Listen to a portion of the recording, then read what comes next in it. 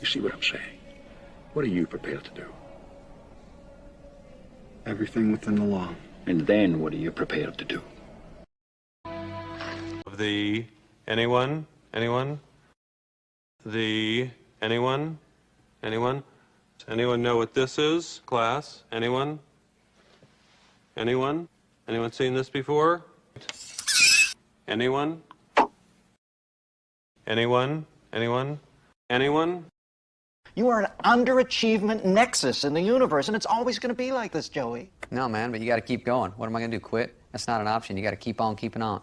Life's a garden, dig it? You make it work for you. You never give up, man. That's my philosophy.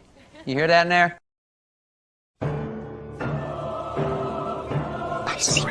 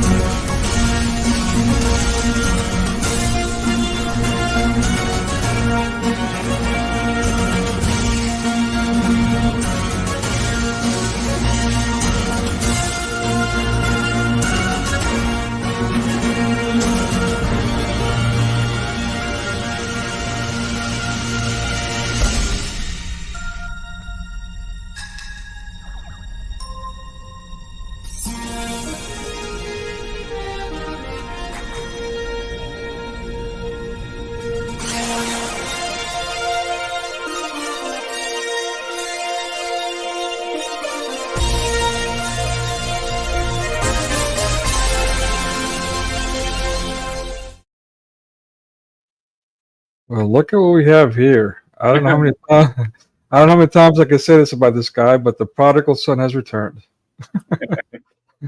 How are you? Good evening. Yeah, it's good. Yeah, it is good to see you, man. Like good lighting, good sound, and you look chipper. Go figure that. I'm trying my best. Yeah, there you That's all we can do. Anyway, merry ecclesiastical day. go. Yeah, yeah. Happy New Year. Yeah, it's Muzzle tough. Yeah, exactly.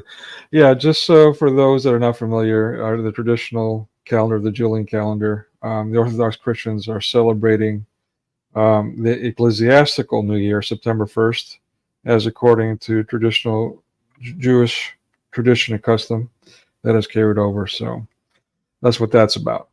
That's about the extent of it. I didn't hear it. I didn't know anything of it until you told me earlier. But that's my recent ignorance towards everything at the moment. I got to sort myself out. I keep saying this, but I really do. I need to get back into the swing of things.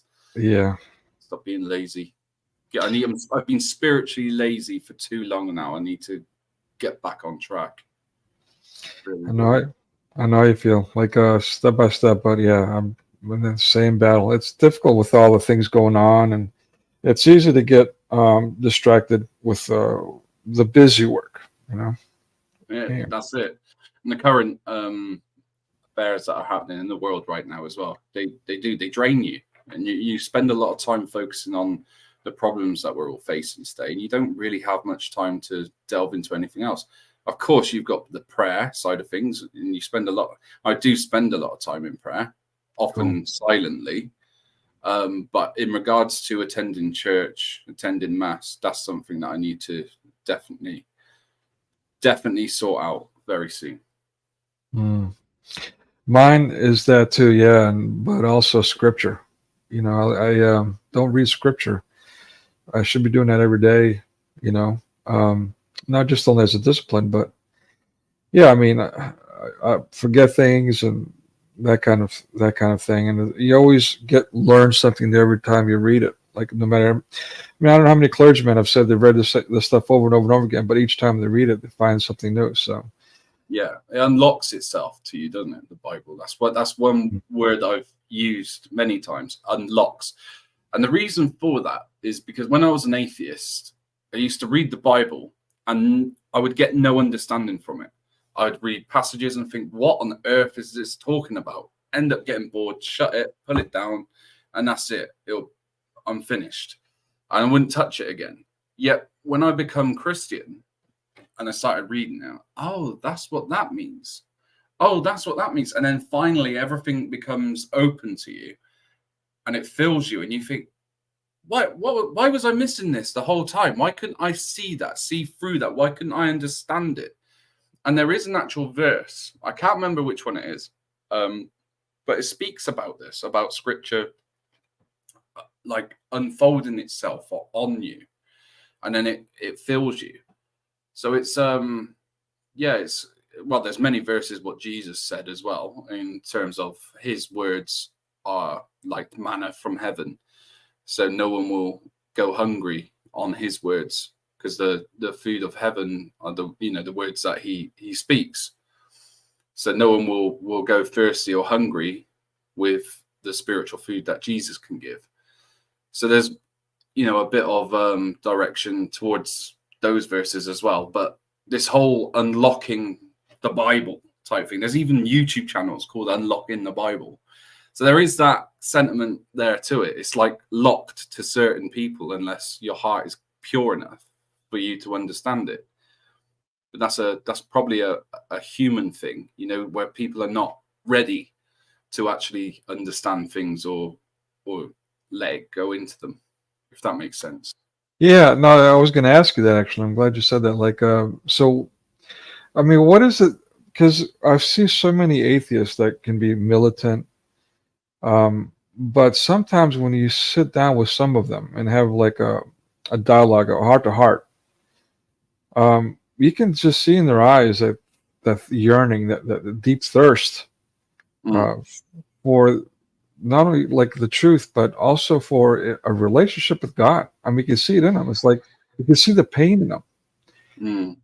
Yeah. So, and I want to be able to, like, snap my fingers or give them the magic formula so they can just follow, and then boom, there's your miracle. But it doesn't quite work like that, does it? So no, go on. No, I mean that's the question. The question is, yeah, how do they cross that threshold? What is it that's keeping them from that? Like I said, with the experience I had where I was opening the Bible, not understanding the context of things, not believing it as such as well, is if you go open the Bible and you want to read it as if it was a book, a Harry Potter book, you're not going to get anything from it. Spiritually, it's not going to do you any favors.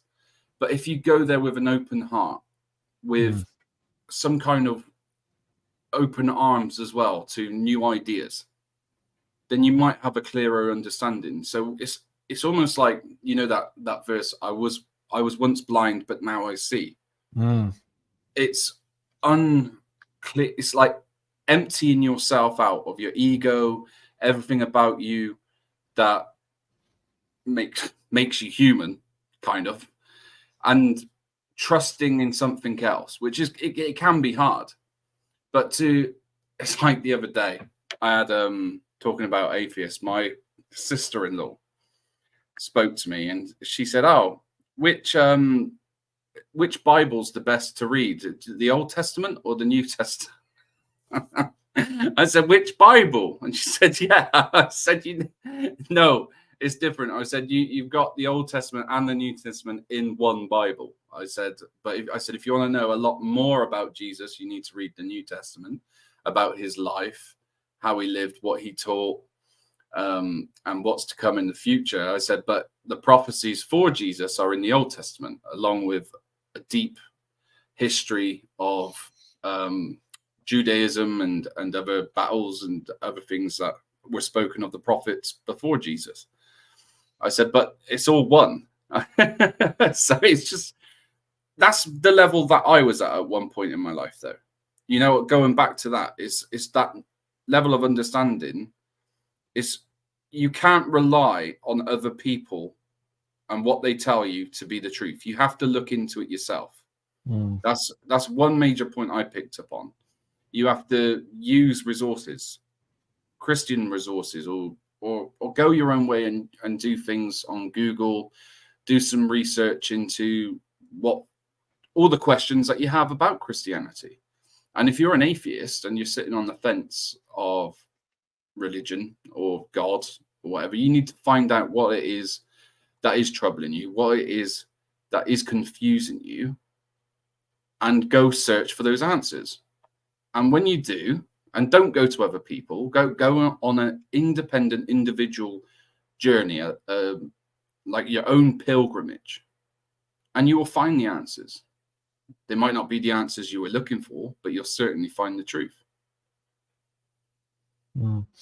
Yeah.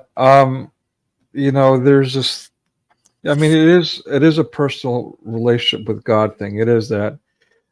I say that, and I want to put out the disclaimer too, because some people, I feel, believe that it's solely your relationship with God, and that's all that matters. I want people to remember that, as I try to share on YouTube through StreamYard, but it's getting blocked for some reason.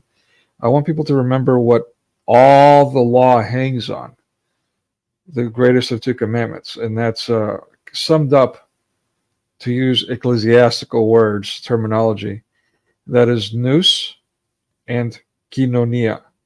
Yeah. I'm going to try to type that again in the chat so everyone can see it. But so basically, of course, that is your relationship with God, yes, but also your relationship with everyone as according to you. In other words, it's a synergy, for lack of better terms, you know. Mm. Yeah, like I remember when I was heading off to the first rally, and whenever I've gone to places that you know of that have put me in significant danger or close to it, you've also keep your noose with you, you know. So, oh yeah. So yeah, that's where I learned the word from. But yes, it's Greek, isn't it? Noose. It's you explain better, Nico. You're better. Yeah, you know, honestly, don't know the roots of the word, but yeah, essentially, as a recent theologian, I was watching a grad argument. It was like a master's thesis defense, and they asked him. I can't remember the question anyway, but they were asking him about. I think it was about nous. Come to think of it. And he was trying to explain that, and he used the term mind's eye, which I'm not the big, but I mean, yeah, you see, when I say that, it's like word conservation. You automatically can relate to that because you hear mind's eye so much. I want to warn people that the mind's eye is really Hindu. It's similar, but it's not quite the same thing. A mind's eye is, let's say, so just to put this in perspective, it's exactly what God says in Scripture. So nous is your spiritual awareness and relationship and understanding with God, not so much mentally, but spiritual. Yeah. Okay. And it is not a spiritual awareness in general. And that's the thing about these Eastern religions. They tend to, they don't have, their focus is not God. They will interact with demons. I know that sounds crazy, but that is their religion. So they, to put it in layman's terms, they basically have their ass hanging out in the wind spiritually. So they're susceptible to all kinds of demonic influences because of that, which is a stark difference between that and what we're talking about. We're talking about a constant direct relationship with God and opening that awareness, as you put it, opening your heart to God. Yeah. That link that is that relationship between you and God.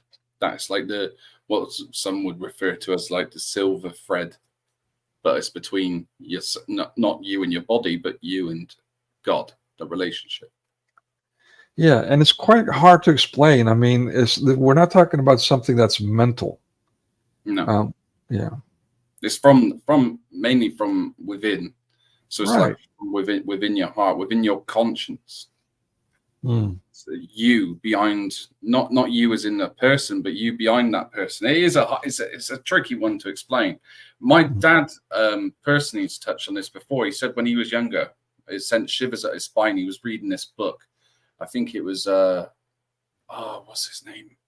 Ramana Maharshi, which was one of the Sri Ramana Maharshi, and I think he'd written some of the Vedas, or used to cite the Vedas or Veda Vedanta it's linked with Hinduism, and he was an Indian type of like guru, if you like, and he written this book, and it was talking about who you are. It's called Who Am I? And it's about being this individual, but you're not your body, but you're also not your thoughts. You're behind that. And you can actually watch your thoughts trick you. So it's like when you're in pain as well. That's not you. And that's how people can separate themselves from things like pain, the cold, the heat, and it goes on into more depth. And when my dad said when he watched it, read that when he was younger, he said that it sent shivers up his spine because it related to when he had an out of body experience. Like he knew who he was, and it's a tricky thing to explain, but you know that you're not your body, so you're not this matter, you're not this flesh. But you're also not your thoughts, neither. Yeah, well said. I mean, that's a great explanation. Your description has really triggered some memories in me, some ones that, I'm going to call bad experiences. We've spoken about them before, haven't we? Yeah. I spoke to them more recently, about a week or two ago, with my grandmother, and she was touching on some of the things she's experienced, and again. Same thing. It sends shivers up my spine when I love talking about subjects like that. So there's many near-death. That's another thing that actually helped me with my faith, Nico, and it was studying near-death experiences and the amount of common, you couldn't say symptoms, but experiences, and the amount of descriptors that people were having between each other with all these hundreds of thousands that are reported, these near-death experiences, not just in America, it's not just crazy Canadians or anything like that. This is worldwide. And when it started people began to study it. I can't remember the name of this first scholar that did it, but he was very, very well known. Back in the 1920s, he thought it was just people being stupid, lying, just typical drama, attention-seeking rubbish. But then he did a study on it, and I think he studied over 100,000 different near-death experiences, and 95% of them shared the same common traits, where you left your body, you could see yourself, you either had someone or some kind of mentor or a loved one or a deity present with you, and then you had a life review. There was this light, a warm, loving light, different colors that you can't explain that are not here. And that there's this one that really got me. And it was the fact that you knew it was more real than what life was itself. So it was like you were home. Like this was like a little trip. Now we can go in about, but that sounds a bit more like Buddhism. That sounds a bit like Hinduism, or, not being with the body and stuff like that. But there is, don't forget that element of where I've seen Christians have it done. And they've said, no, it's just the middle bit between where you're leaving your body and going to where you need to be going to. And that's when you come back, because it's not your time. So that's why you're in that area of that death scenario, because otherwise, had it been the will of God, you'd already be where you were supposed to be. But because you weren't supposed to be there at the time, that's why you get trapped with all these amazing things. When you look into it, it really is amazing. And you hear some of the stories people have, and you can tell which ones are telling the truth and which ones aren't. You can tell by people's body language. There's so many ways. But it's really interesting, definitely. You wouldn't class it, you couldn't read it and class it all as fact. Of course not. I mean, you wouldn't want it to put you off any other kind of belief that you have. But it's interesting to look at, definitely. Yeah, there's a lot to be said about it. A lot. Yeah, I don't know. Like, I've got different things going on in my head, so I'm kind of trying to sort out. But basically, yeah. I mean, when you say it's like, it's kind of, I don't know, man. Like everything you've said is just triggered all kinds of memories, and that's why I'm kind of like scatterbrained right now.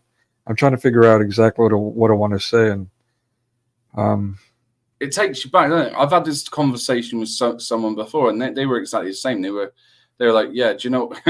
Actually, you're reminding me of things that happened, because I love those traits that I've found in all these things, and what that scholar found as well.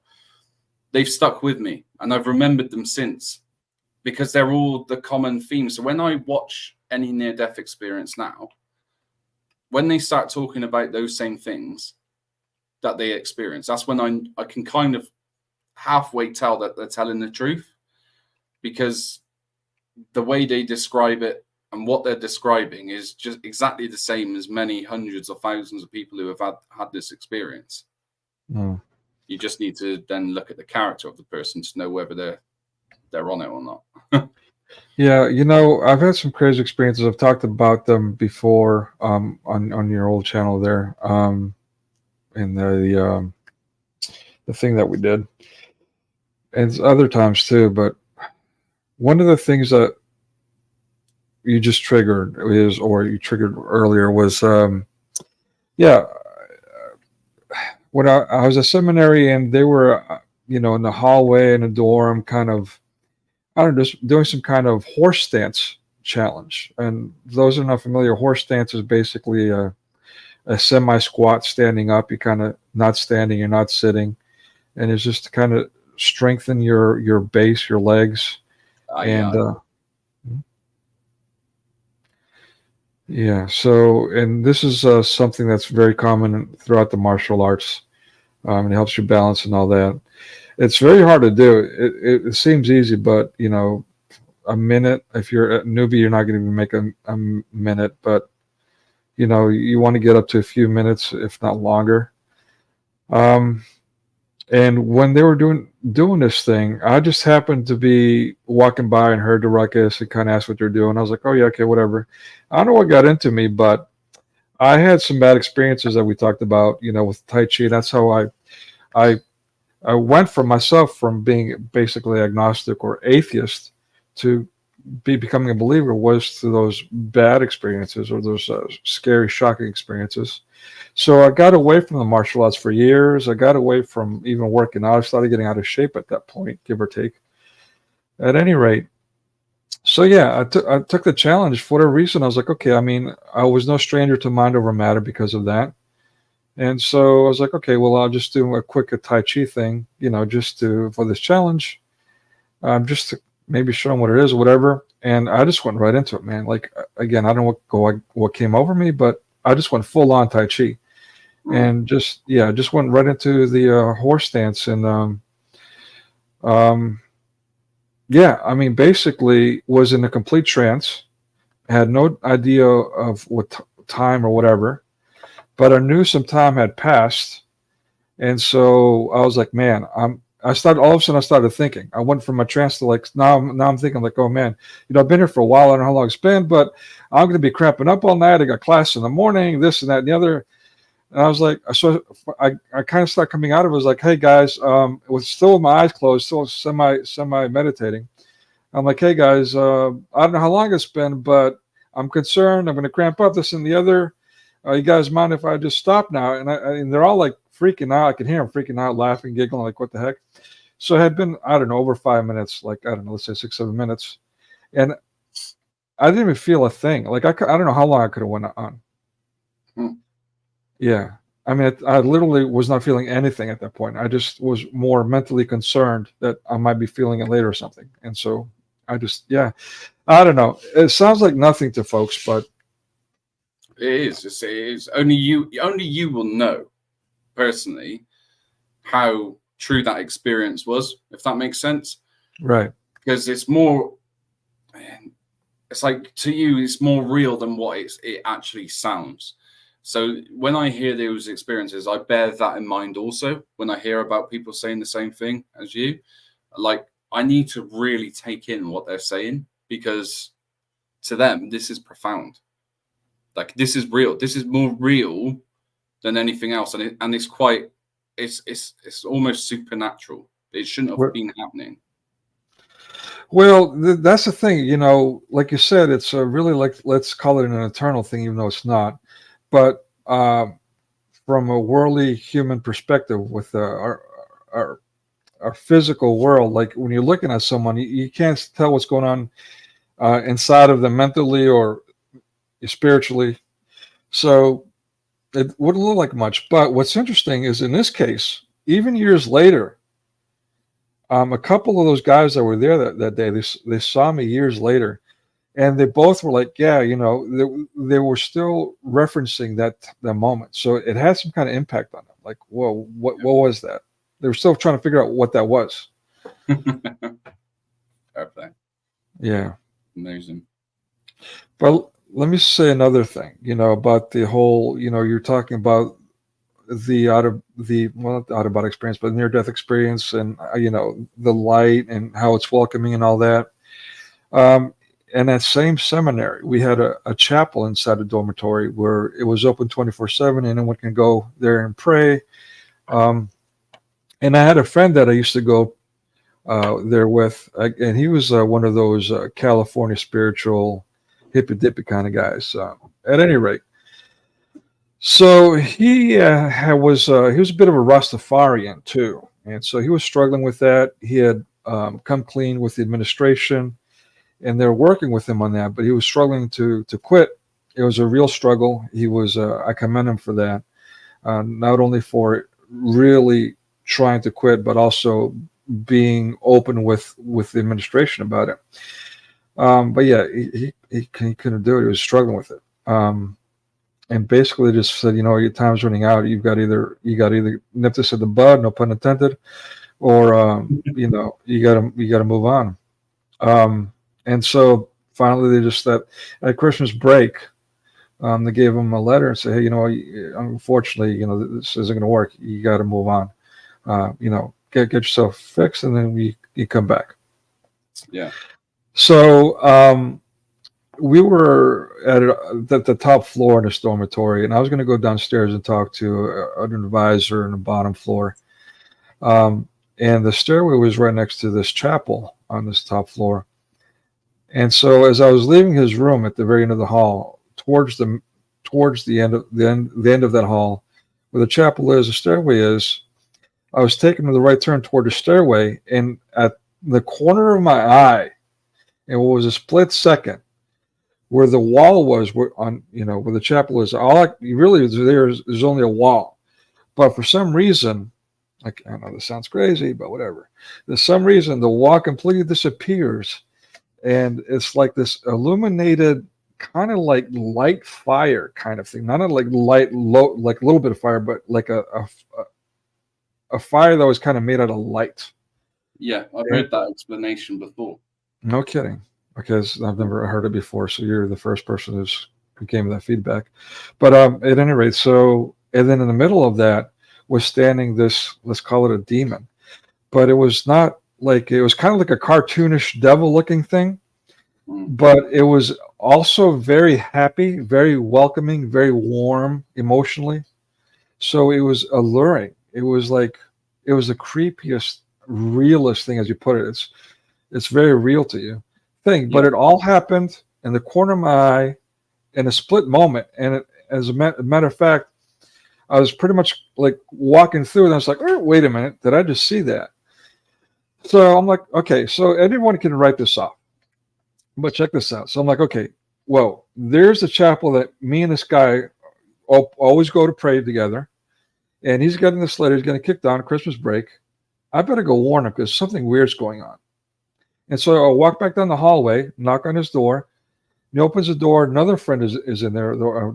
And at any rate, he's standing at the end of his room, and he's not facing me. And he looks up, and his eyes are rolled in the back of his head.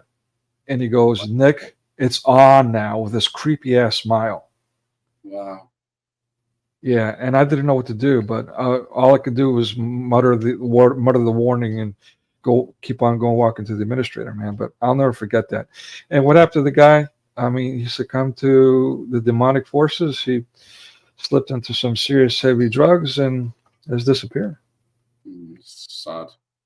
Very. Especially when you see what it can do, the effects from it afterwards. When you sit back and recollect things, and you look at it and you think how easy it is to be tricked into something when you're near enough based, or you think you're based, and then you're just easily led down the road of destruction. Mm.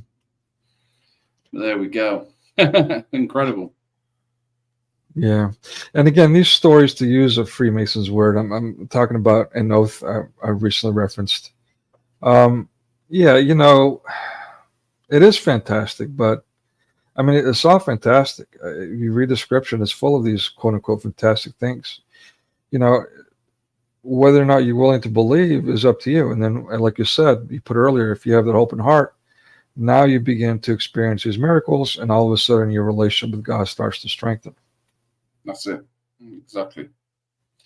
And this is what I touched on the other day. I was saying to my sister-in-law, because she was saying, it was the guy who I was speaking to about the Bibles, or the Old Testament and the New Testament and stuff like that. He said that he'd recently just given his life to Christ and turned to Christianity, and that since he has done, his life has changed dramatically for the best. And I said, well, yeah. I said, why do you think I go on about it so much? I said, why do you think there are people in the streets on a daily basis, maybe not so much now, but you do see them, that are preaching the gospel? It's not just to save you. They want you to experience the same things that we Christians experience, where you can feel that infinite love, where you can feel that strength, the courage that's given to you through grace and by prayer. When you can feel that relationship with the divine, you can't explain that to anyone. You have to be able to experience it yourself. And that's why people are constantly out there. They're trying to obviously do their part by saving you and, unblinding you, if you like. But at the same time, they want you to feel what they feel. And that's why they're so passionate about it when they're delivering these sermons, because Christianity's changed the lives of billions, sorry. And I'm one of them, for a start. Never but did I think I'd end up saying that. Not once. I was one of the biggest Christian hating persons you could meet. And then all of a sudden, now I'm sat here with the name as the Patriotic Christian, telling people, no, actually, I was wrong. You need to look into this. And I used to really be judgmental about those in the streets and that, but I can see why they do what they do now, and the importance of it as well. Yeah, it isn't. Life is funny that way, and that comes with growing up. I don't want to say age, but age doesn't necessarily change anyone. It doesn't. No. So, but yeah, when we do grow up, and then we look back at some of the things we done when we were young and naive and dumb, it's like, whoa, like it's funny. It's like I can't believe I was that person.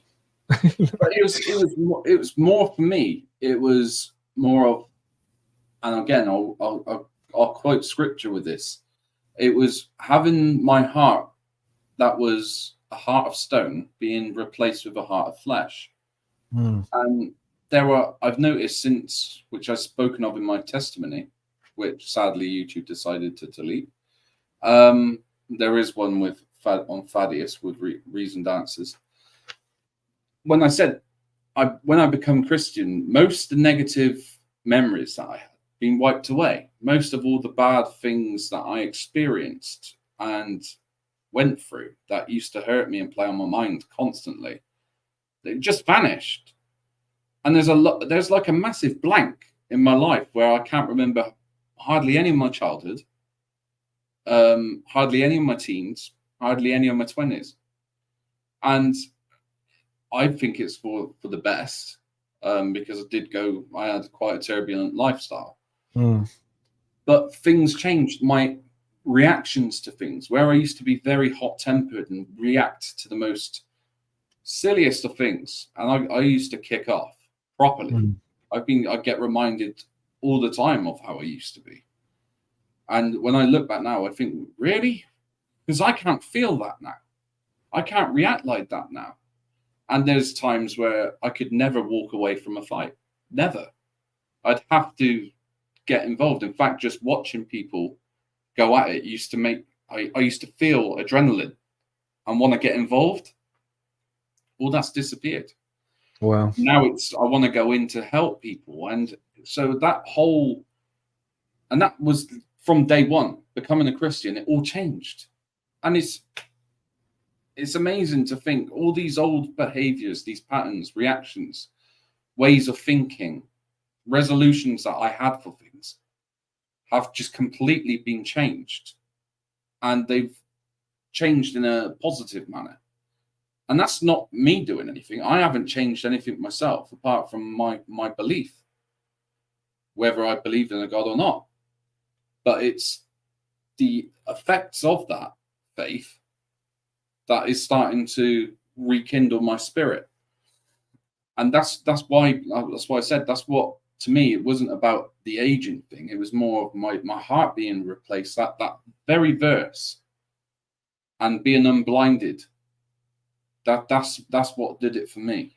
And those experiences, just them, are enough for me to be able to never deny the name of Christ or his deity. Never. That's not powerful. laid against my throat. Never. Wow. Yeah, so I've got to wonder, and this is actually a genuine question, because I'm maybe a little removed from this myself now, but I wonder if what you're describing is essentially being born again. Yeah, definitely.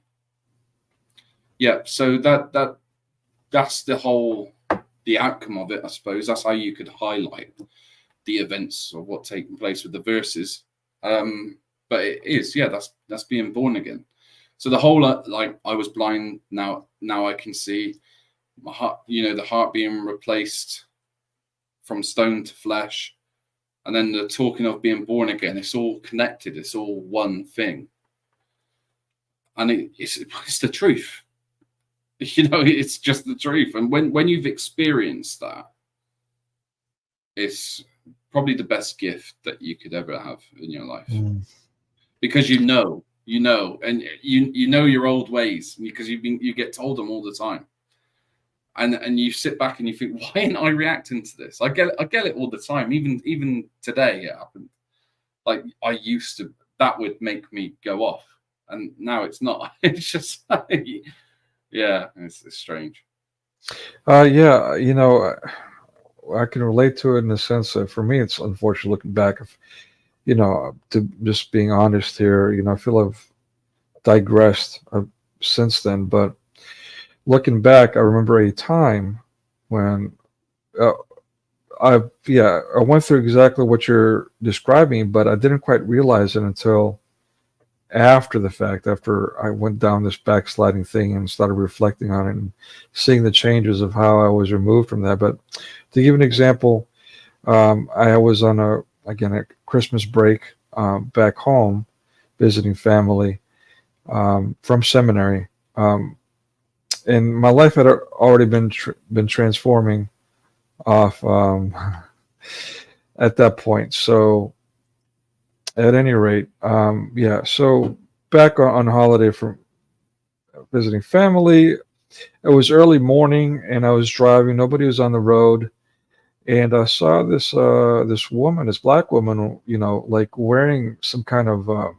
like, let's say a bedroom bathrobe kind of thing, and slippers, just walking by the side of the road. I'm like, what the heck is this? So I pulled over and I was like, excuse me, can I give you a ride somewhere? She's like, yeah, sure, blah, blah. She gets in my car and then she's like asking these questions and, no big deal. And then, I don't know, it started getting a little weird. Then she started asking me for money. I'm like, okay, this is kind of weird. And I'm not trying to be an ass here. I know people get sensitive when you start talking about black people, but she had a really bad smell. And this is not a reflection on black people, you hypocritical racists. Those that are getting triggered right now, but I'm not saying that, bugger off. This particular black woman had a really strange smell. So there was a hygiene thing going on there. So anyone in their right mind, seeing someone, walking around in a bathrobe, acting really weird, smelling raunchy, would say, hey, there's a problem here. But me, I'm like, oh, okay, cool. Let's get to know you some more. Let's play some more 20 questions. Oh, you need some money? Let me see what I can find. Completely naive to the moment. And that's and to be honest, now I regret I'm not like that now. I miss that, because that came from real love for God's children. Yeah. And that's not just rhetoric. I'm telling you, that's exactly how I felt, because I was completely unaware of what's obvious to everyone else right now. At any rate, so we're getting closer, and she pretty much all but propositioned me and invited me in, and I'm still driving away trying to figure out why she was doing that. That's how naive I was. But it's not just to keep in mind, this is coming from a person that years before that, just a few years before that, I was all kinds of doing all kinds of things. Not as bad as some, but bad enough. So I wasn't brain dead or unaware of these things. It's just that, like you said, that became a form of life without even me realizing it or trying to. It just naturally happened that way. It does, yeah. Well, supernaturally. That's the best way to put it. That's the only way I can put it. Yeah. In this line you mentioned a couple of times, I was lost and now I'm found. Now to give the Gospels here. If she's feeling up to it, it would be awesome to have you up, give the Gospel, to maybe see if you be willing to do the rendition of Swing Low, Sweet Chariot. If you're up for it, come on up, or come on up for any other thing you want to chat up. But that would be awesome, because we all love that song, and it's been brought up a couple of times, and here you are. So maybe it's a coincidence. England's rugby tune. That is Swing Low, Sweet Chariot. Yeah, the other thing is the censorship that you touched on. It's I don't want to be a broken record, but it's necessary. You've been through a lot. You're going to be on Eric's show scheduled tomorrow. Do you know what time it is? Your time, this, Sean? Can't remember. Yeah, 11 p.m. tomorrow. Tomorrow I'll be on Eric the Capier's show. Okay, so that's 4 p.m. Eastern Standard Time. Yeah. Okay. Be highlighting some of the problems that we're facing here in the UK and what we've been facing over the past, the recent months that we've had with the stabbings, protests, the censorship, the corrupt politicians, attacking the British public, and taking sides with a certain demographic. So yeah, we're going to be highlighting those issues and expanding on that. But yeah, we'll be talking about that tomorrow. And one of the videos that you shared was from InfoWars, which is one of the most hated platforms right now. Yeah. Well, to be fair, I mean, Alex Jones, isn't it? That's the yeah. I personally am not a big fan of his. Yeah, I don't hate the guy, but I'm with you on that. Yeah. Yeah, because there's many things that he has said and done which I completely condemn. He has caused quite a lot of trouble in the past, especially in regards to high school massacres, and he's spoken way out of line on a few subjects. However, like he's one of those like Andrew Tate, where there's certain things that he does say that do ring bells and that are true and that you can relate to, that most people wouldn't discuss in fear of cancellation. So that's why I suppose you can put things aside as to what he's done wrong, and you can relate to him on the certain things that relate to you. So for me, I'm not a big fan of his, but some of the stuff that he does say and some of the guests that he has on, they definitely do correspond with how I feel, especially with Tommy Robinson. Tommy is just a national treasure. He's our hero, and he recently went on with Alex Jones to discuss what's been happening to him, and it was interviews like those with Alex Jones and Tommy that I can sit, watch, and applaud Alex Jones for. But like I just say it clearly, I'm not one of those who would say, yeah, I like him, he's a good guy, because I don't think he is. But yeah, there's certain things that he does do and say that I do agree with. Yeah, the recent interview is in the chat, the link for it. That's on, was that on Rumble? Oh, wait a minute. Did I just share the wrong one again? There's also a new podcast that has been done with Tommy Robinson and Jordan Peterson and his wife. I watched that recently. That's a good watch, really good watch. Tommy expands on exactly what's going on here, how he's been treated as a result of him speaking out, speaking up against the corrupt politicians in power, and he highlights all the issues from Islamism and the dark side of Islam. So it's a must watch, definitely. If you haven't seen it already, type in I forgot his name now. Jordan Peterson and Tommy Robinson, and it should come up. Part 2 it is, because they've done a 2-part podcast. This I'm gonna do a little. Forgive me. This is not. I don't know if you can call it shilling or whatever, but I've got to do a little thing here. I'm going to share one of my shorts, if you don't mind. Since you brought up Jordan Peterson, I love that guy. I'm a massive fan of Jordan. I do. Really? Yeah. I do like you're probably not going to like this then. I can take it still. You can take it, yeah, no doubt. Let me see. Share 1,000 clicks. Sorry. Let me. While I'm doing that, let me check on my intermission video while I'm doing 1,000 clicks. Buckle in.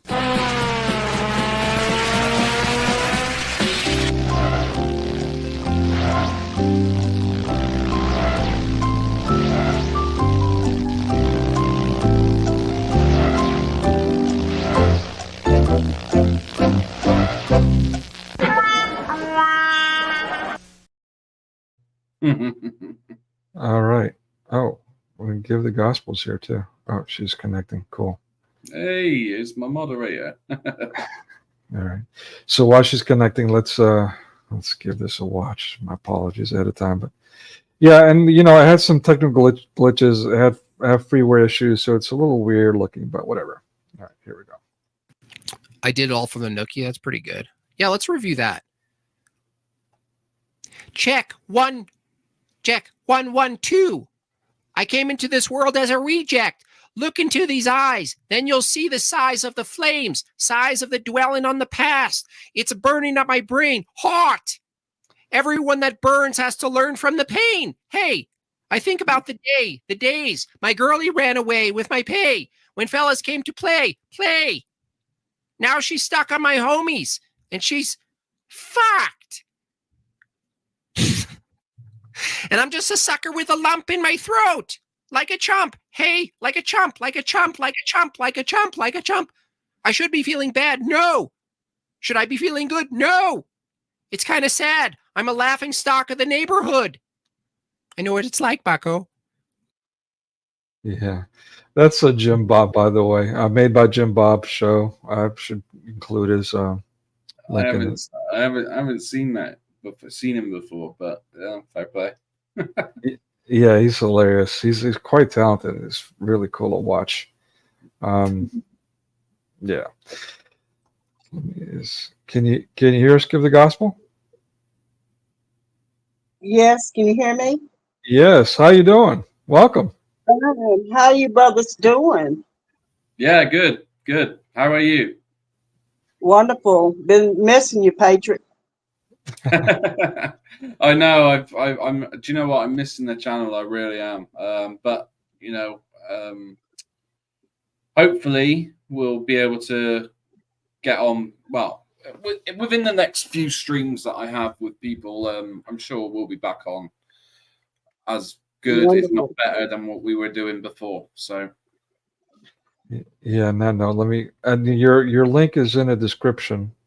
But let me go ahead and share that now too. For the new channel. But also, folks, don't just rely on YouTube, please. Because they are slowly but surely weeding us out, closing us down, shutting us down, silencing us.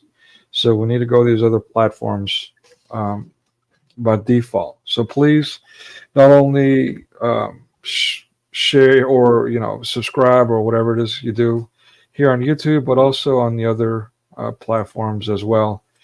Sign up so we can keep this communication going in the event when they do finally shut everything down. Yeah.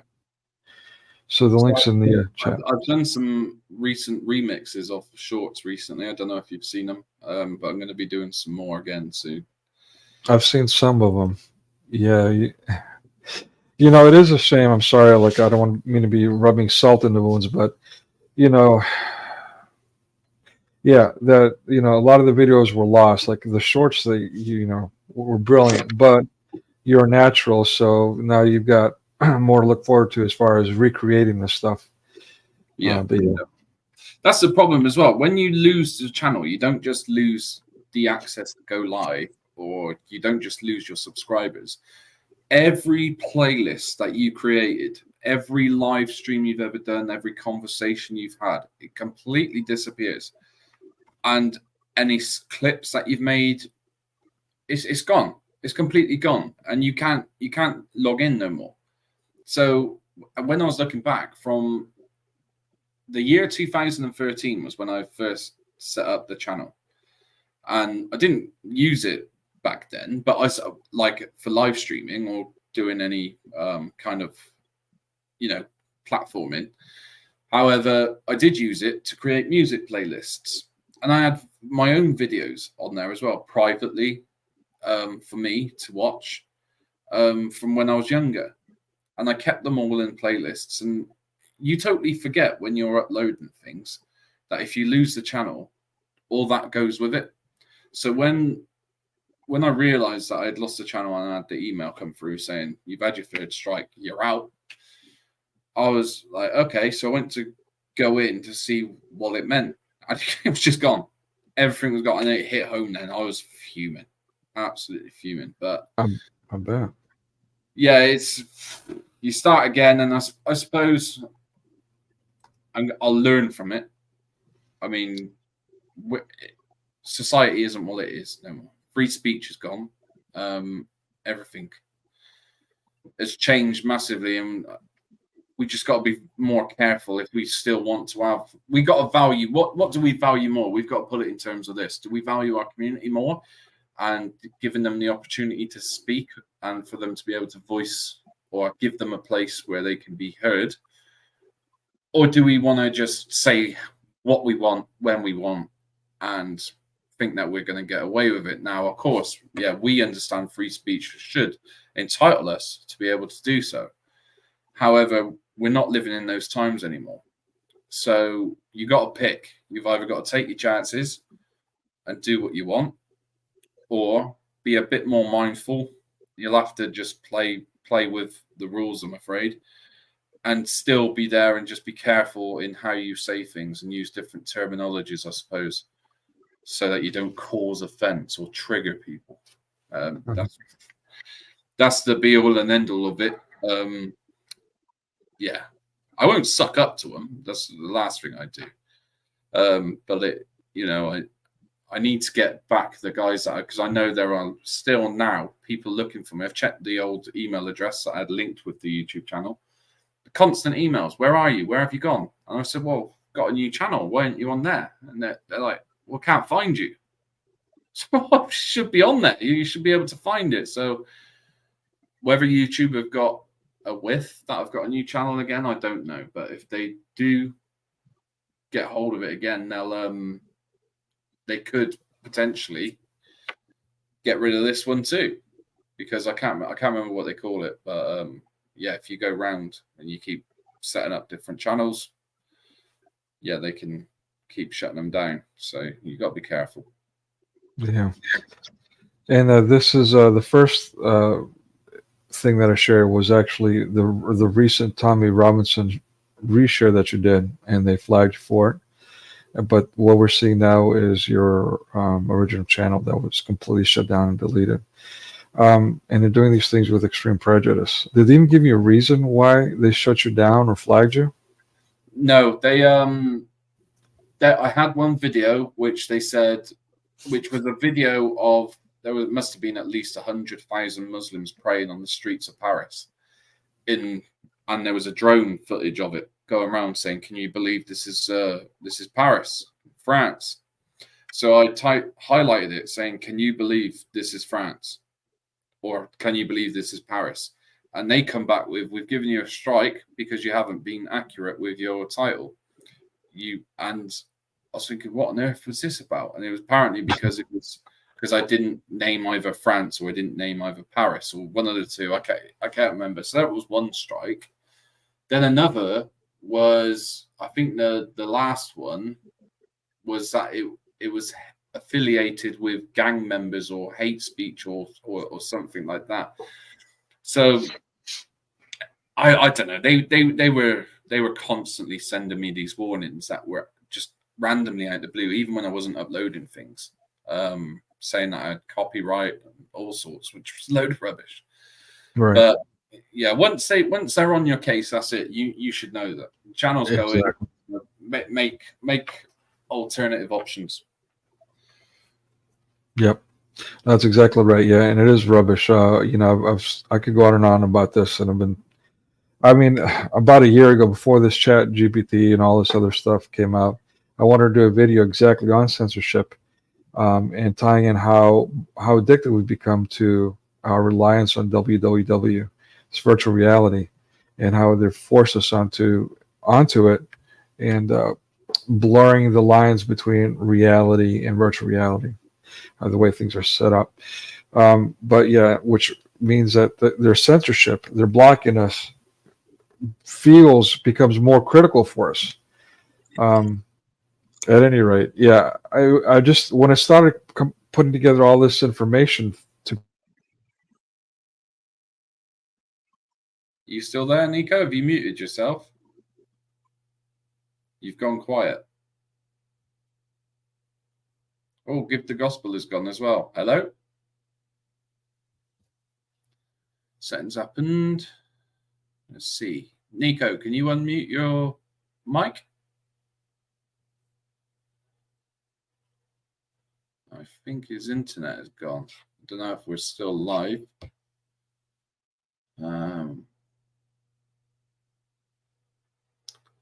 hopefully he'll be back. Prepare for that video. I just got overwhelmed, and it just. Okay, am I back?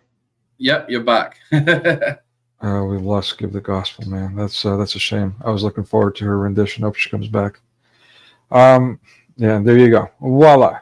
Magically, we're talking about censorship, and all of a sudden, the internet gives up. But the Bill Gates of hell should not prevail is what I always put in the chat.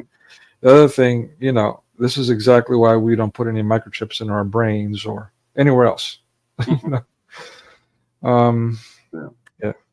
But yeah, I mean, just the censorship is a real thing.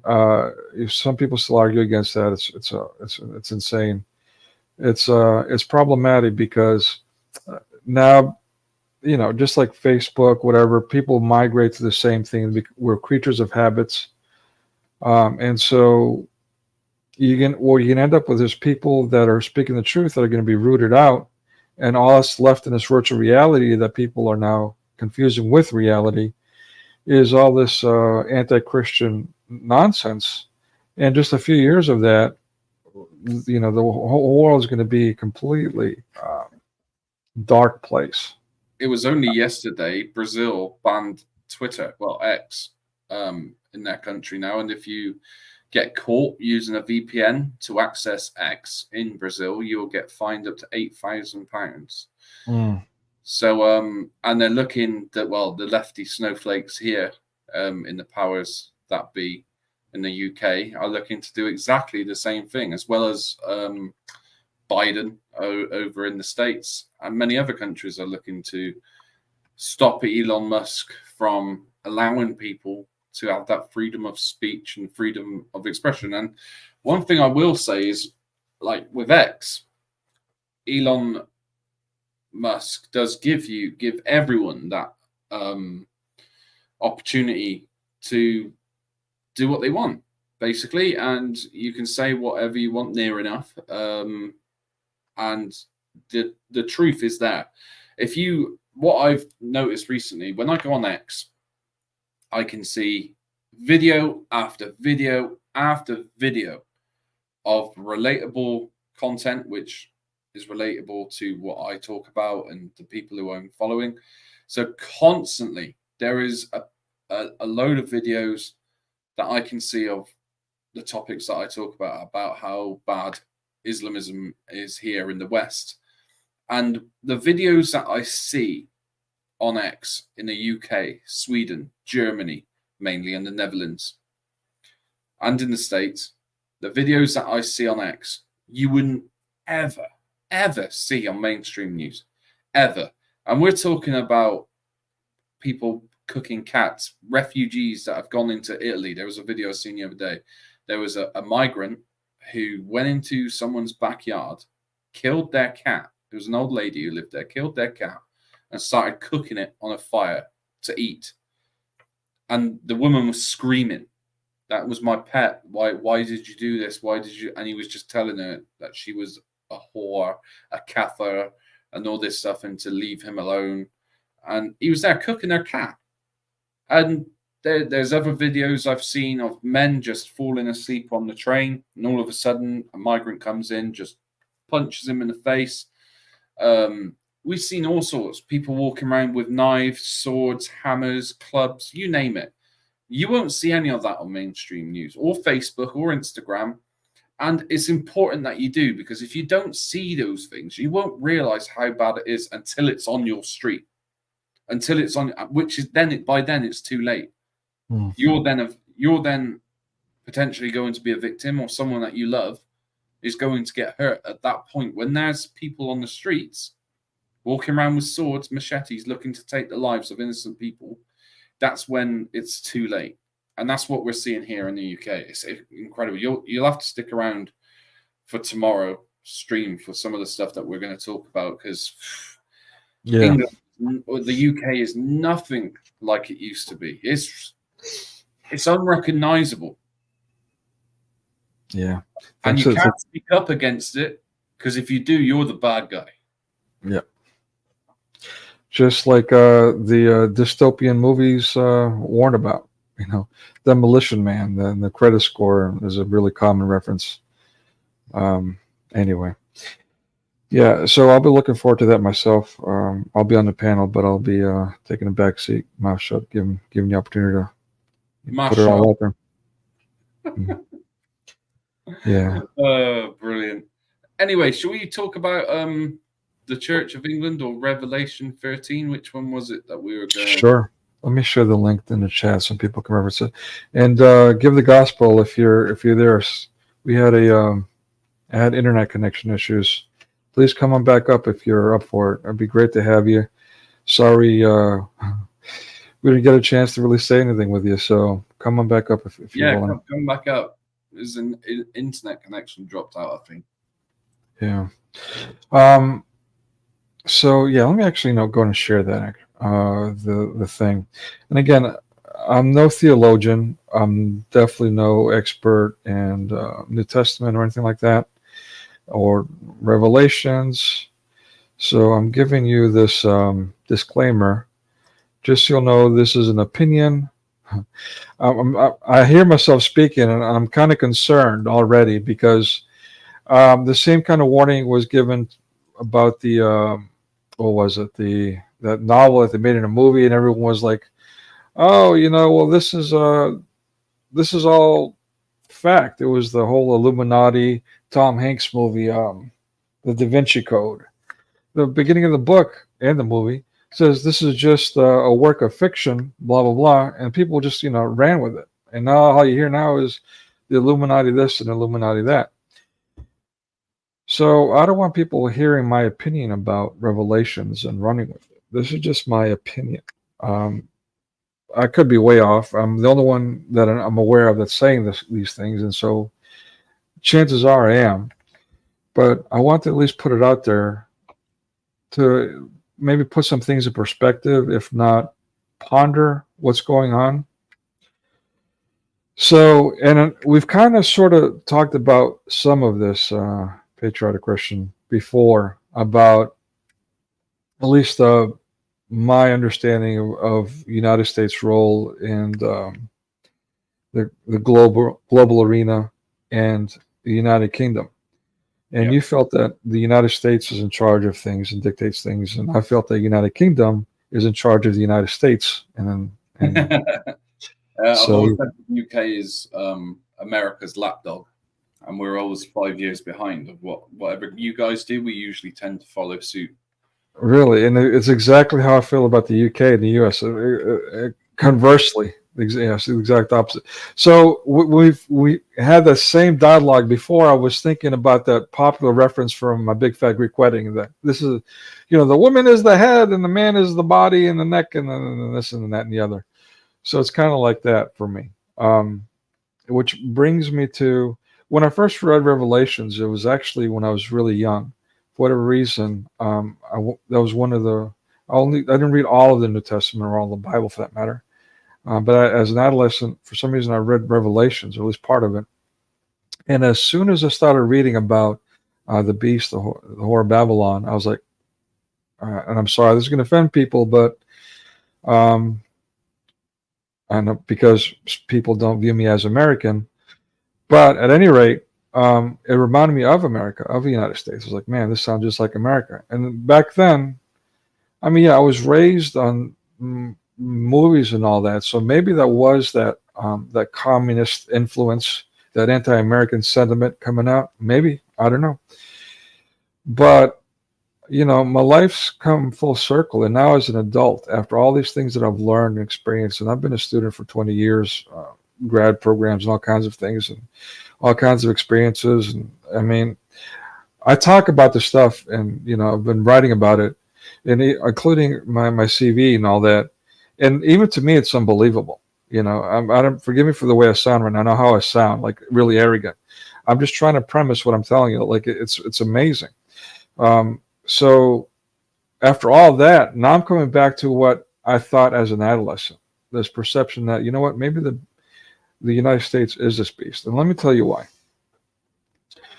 So if those of you who've seen me in the chats, I'm always going on and on and on about how www equals Vav, Vav, Vav, or 666. The Vav has the sound W and the numeric value 6 in Hebrew. Hebrew characters make a sound and have a numeric value. They have both. So Vav just happens to be the number 6. All right. Therefore, the World Wide Web equals 666 in Hebrew. You can argue that's a stretch. That's fine. But let me ask you this. Those that are familiar with the concept of revelation of the method, why did it label the World Wide Web a web? Why not a worldwide network or something, worldwide communications or anything? Why does it have to be a web? But not only that, what's the other name for it? The internet. Not the internetwork, not the intercom or, internet. So it's a web net. I mean, to me, they're kind of rubbing our noses in it. They're like flaunting it. It's a revelation of the method. Well, we told you so, so it's your fault. Just like Allah, right? He's the greatest of deceivers. But if you're deceived, it's your fault. It is interesting, definitely. There are many concepts of revelation or understandings, ideas that I've heard over the recent years. One being that the beast is the Pope, and the 7 heads are the stars of the European Union or something like that. Then there's many different ones. There's many. If you go onto YouTube and type in revelations and its meanings, there are many people, especially Protestant denominations, that go on this, and they go on it deep. Then they'll talk about the beast being China or Russia, right, or the Pope, or Israel. Israel's one of them. Some view it as a literal beast, the devil himself. But when you look at what scholars say, the scholars would say more of the beast is, so the sea that they're talking about is the Mediterranean Sea. That's what the scholars refer to. And that the beast is some kind of military figure or some kind of person that's from that area that is going to bring about some violent change. And that's what the scholars seem to believe. But again, there's nothing guaranteed with it because it's prophecy, right? Mm-hmm. And most of the prophecies that you can see, apart from the clear ones that we have in the prophet Isaiah, they speak metaphorically. So it's very hard to get a definitive answer as to what these means, because it's prophetically given to the Apostle John on the island of Patmos. That's it. Yeah. When he was quite an old man. And it's a very interesting book. It's the last book of the New Testament and the last book of the Bible. But there are many different interpretations. And the one that you've given, I have heard before as well with the WWW 666. And then you got the mark of the beast as well, which, again, some people will interpret that as the COVID vaccines. We've had that. And then some people think there's going to be a digital chip that's going to be put into either your brain, because Elon Musk's got plans for stuff like that now. We've seen those.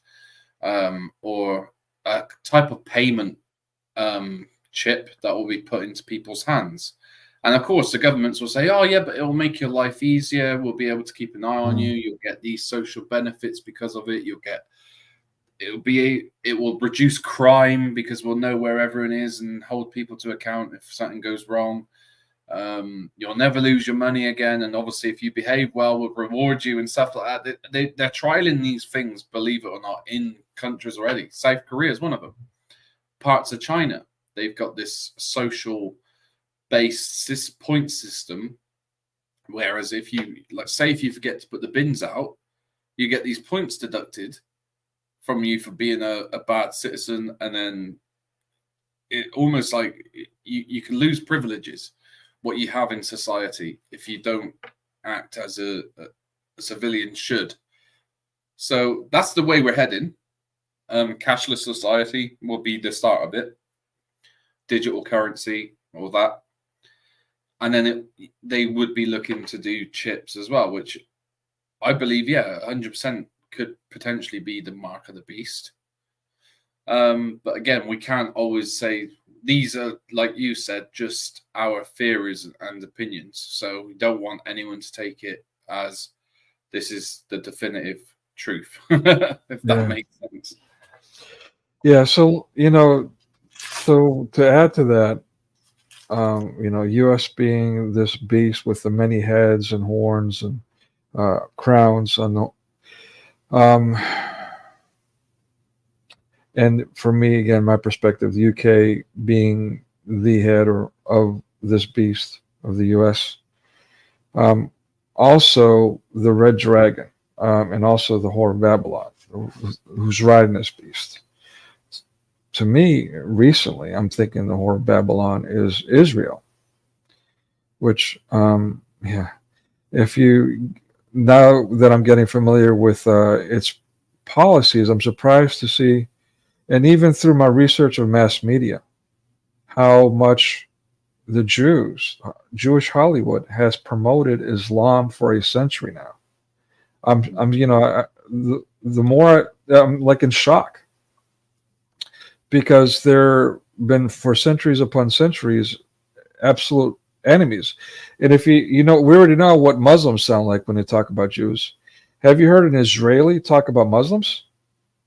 We've got this idea here in these circles that, well, you know what, these Israelis are hippy dippy and they're peace loving and they're secular, and therefore, they're got no ill will towards Muslims or anyone else. No.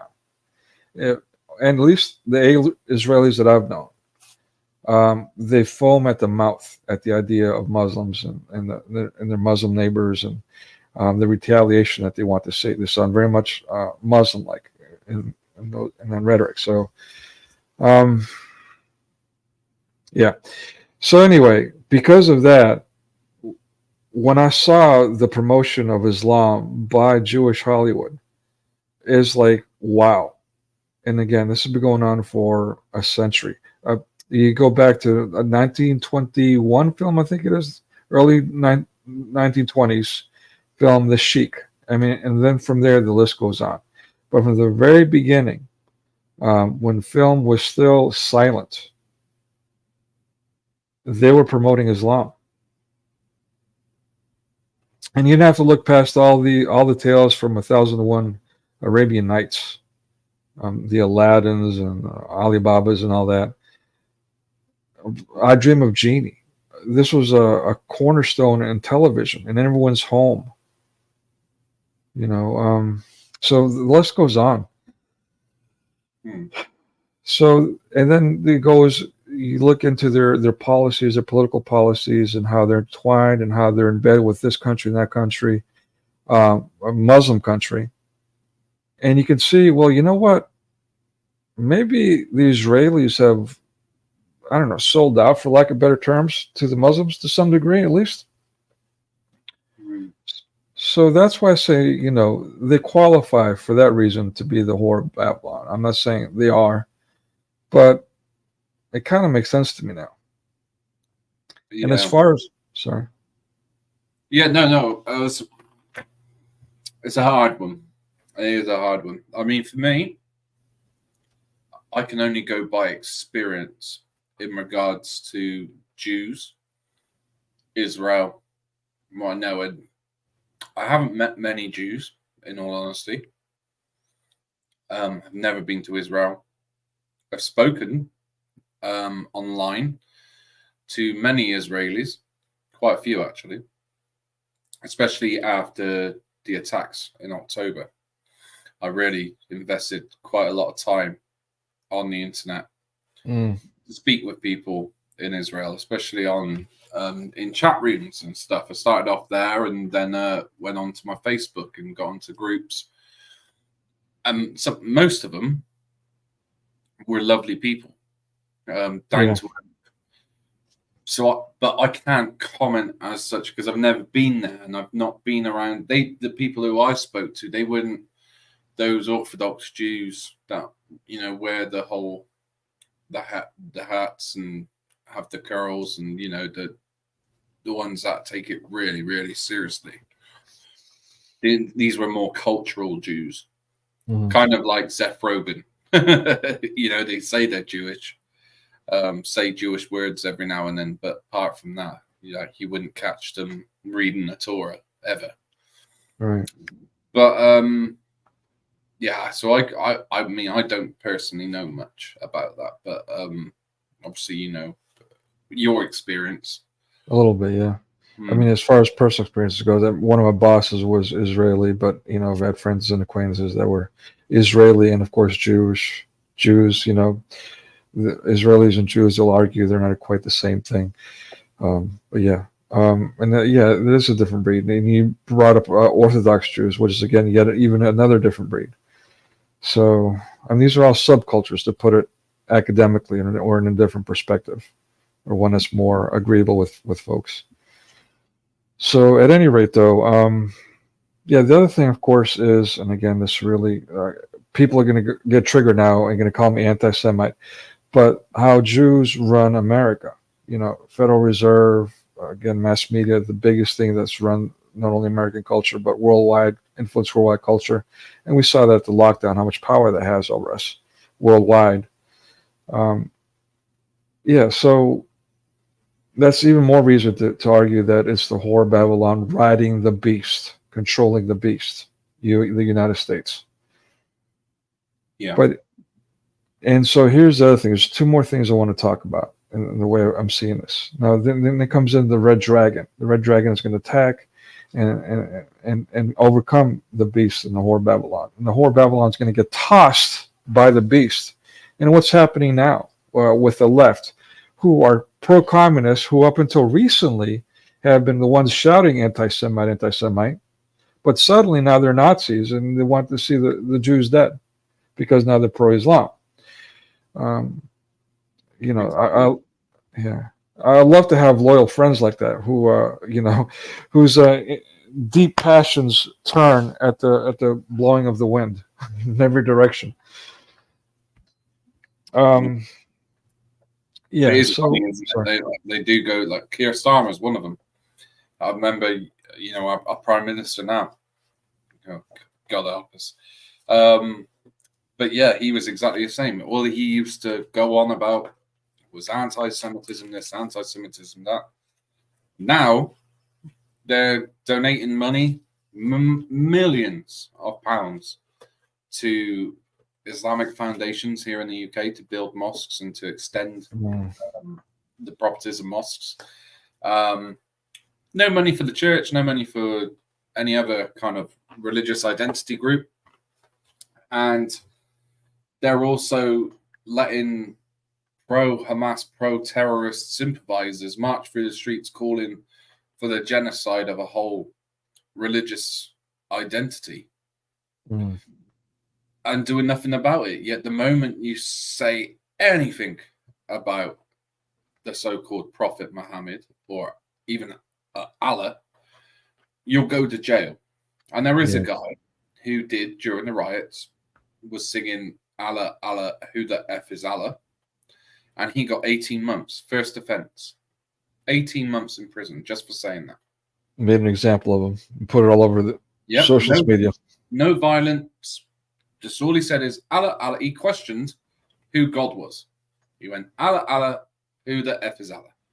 Yeah. And he got 18 months for questioning who God is. Yeah, and as far as the anti-Christians, the left, the not right,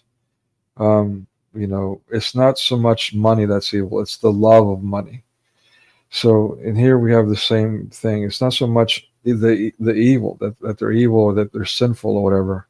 It's that they love it. They love their evil. They love their sin, and that's the problem. They don't want to change. So. Yeah. yeah, so so as we're saying, Israel is getting bucked by what is its supporters. I mean, without American support, how much can Israel withstand? That's kind of a scary thought. And some might say, "Oh, he's so negative about Jews. I don't want Jews to die. I'm not a Nazi. I don't want Muslims to die, for that matter." I know that might upset some people, but I don't. I would much rather see them repent. And the same thing with the Jews. Just like John the Baptizer, John the Forerunner said 2,000 years ago. Again, I got to say it again, just to remind folks. Repent, for the kingdom of heaven is at hand. Again, never said, except for the Jews. All right, so I'm waiting for the Jews to repent, just like I'm waiting for the Muslims and everyone else and myself. Of course, I'm also fighting, as we started the stream, my own spiritual struggle. So there's that. So the Whore of Babylon is getting bucked by the beast. Now comes, the red dragon, which to me is BRICS. BRICS is the red dragon, and it's led by China. You would argue it's led by Russia. Russia's been put in the corner. Baby's been put in the corner. The red dragon as Russia or China. That's a very broad belief among Christians that the red dragon is Russia or China, which is, to me, quite strange. But it is. I can see some of the examples I've been given of why it could be China or Russia or those two together combined. Yeah, because that's what you're kind of referring to with BRICS, isn't it? Iran, right? China, Brazil, Russia. What is it? BRICS. Brazil, Russia. So, hold on. BRICS. Brazil, Russia, India. China, and then South Africa. Those were the 5 original ones. And now, I mean, all the time, new nations are joining. No, and they have recently come to more on the public spectrum. There's not a lot being said about them unless you really look into who they are or who BRICS is, and you have to actually really look deep to find out what it's all about. But recently, it's been coming up quite a lot on YouTube, on the news even. So it is beginning to get quite a name for itself. So they must be developing they must be doing really well for themselves because they're getting quite a lot of public attention, more so now than they ever have done. Yeah, so, I mean, it's a coalition of the most powerful nations because of the resources and, I mean, manpower. India and China alone, we've been saying that for decades. The populations in those two nations, India and China alone, that boots on the ground army. Can you imagine? Well, I wouldn't like to, especially with how poorly funded and how poorly looked after NATO is because at the moment we wouldn't. Do you know we have 100,000 soldiers in the British Army at the moment? 100,000. That's all we have at our disposal. Whereas if it kicked off now, so I can't remember how many Muslims there are that live in the UK, but say for instance there's 8 to 10 million. I think there's about between 6 and 8 million. I'm not too sure, but I think it's around that. Say if there is that amount, and they decided all, or let's say half of them, the men, decided to switch onto the army, we wouldn't stand a chance, especially if they had weapons as well. By the time that they cleared out the streets, it would be too late for help to get here. I don't know. It's some of the things that we've seen recently over here, especially with migrant camps that have been raided and they find AK-47s, other weapons. And stuff. It makes you question. I mean, this is another thing that came up the other day, right? We keep getting the excuse, and there's this quote that Keir Starmer throws around all the time.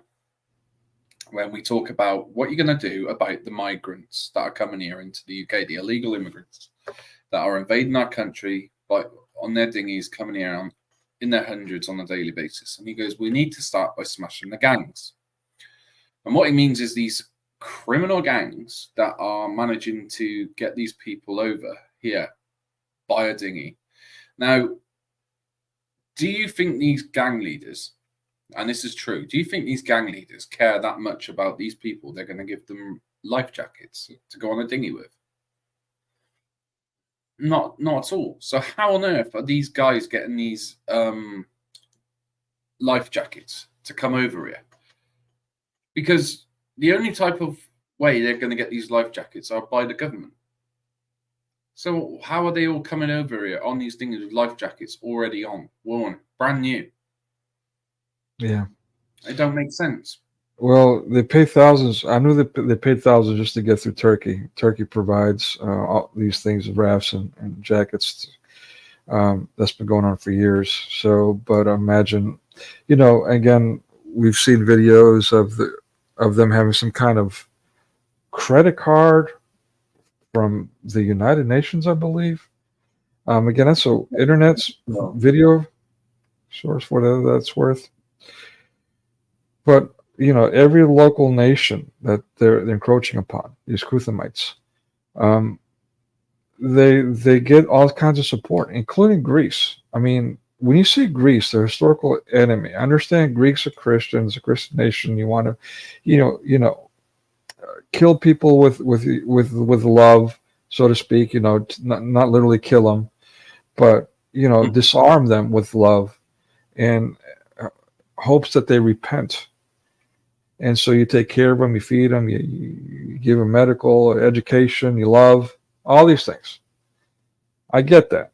But then to some degree, when they start coming in and they start devastating, destroying your country, never mind the history and current events, but when they come in and they start doing those things, and you're still funding their mosques, like you said, and funding all these facilities, 5-star hotels and residences, which I volunteered to help build for a while at the very, when I first went to Greece, I've seen these things firsthand. And so, yeah, I mean, the list goes on. Donations galore. Just monuments. You take down your Christian monuments and you put up monuments for Allah, the moon god, in your bay, in the second biggest city in Greece. You're putting up a crescent moon right in the middle of the bay. Have you seen that picture of that recently? It's on X. It's going around. It's doing its rounds at the moment. But there's this woman. She's a vicar for the Church of England, and she's holding up a sign, and it says, "We are all Muslim." And you're thinking to yourself, what's wrong with you? You're supposed to be a leader of the church, or a leader of the Church of England, and you're saying this. Do you not know what Islam represents? Do you not know what it says about Christians, or how it should treat Christians, or how it teaches their followers to treat Jews and Christians, and that it denies the deity of Christ, which is, if correct me if I'm wrong, I would say is anti-Christian.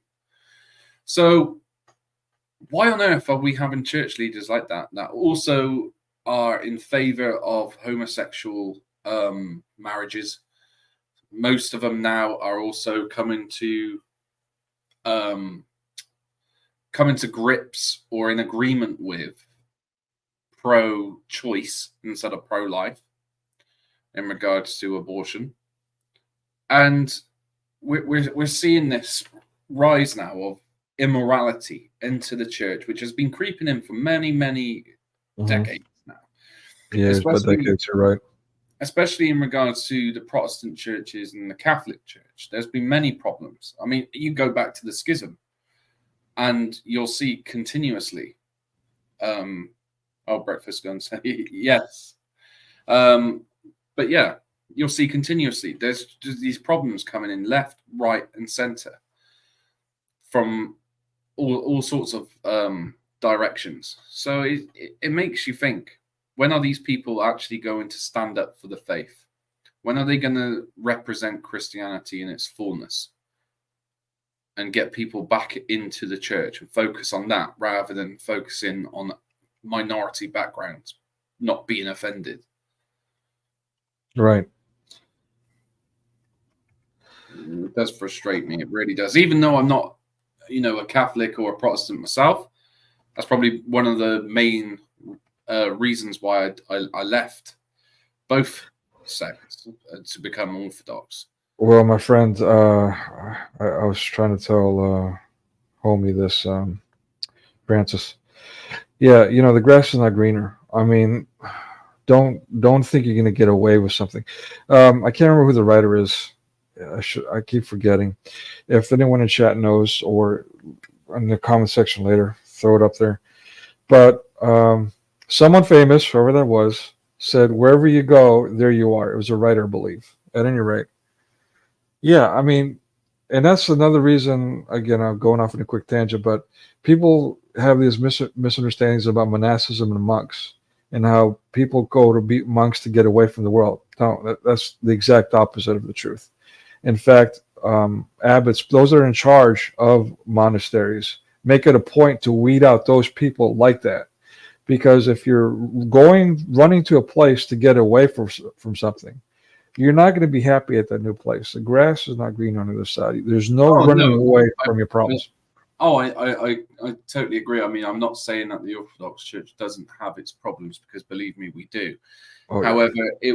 it was seeing the doctrine change. It was seeing the difference in teaching from where you go to the same church that you went to when you was a child, and then you attend there when you're older. You go there, and they're the same people at the altar, but they're preaching a completely different thing to what they told you when you were a child.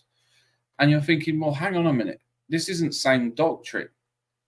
What you're teaching here, it's not pure. It's not. Yeah. This is not Christianity.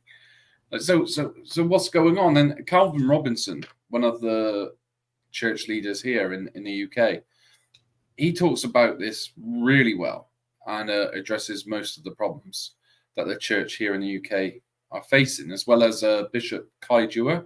That was the guy that gave. Have you seen the speech that he gave, the rally on the 27th? No, I don't think I have. I could be wrong, but I don't think so. Oh, wow. If you want to see masculine Christianity, I mean, forget Bob from Speaker's Corner. This is pure masculine Christianity speaking, because that's what we need more of. And I really agree with that. We've heard quite a lot of people speak, especially Bob himself. He said we need Christianity to be more masculine in its approach towards things such as Islam, such as LGBTQ. Stop pussyfooting around subjects because you don't want to cause offense, because you're causing more problems than what you are causing, any good. Because we don't want to discuss the problems. And if we don't discuss problems, they worsen. Yep. I mean, I've got the same problem personally, as far as, it's one thing to be meek. It's another to be timid. I, unfortunately, fall in the timid category, and that's just begging the enemy to come in and railroad, and that's not good.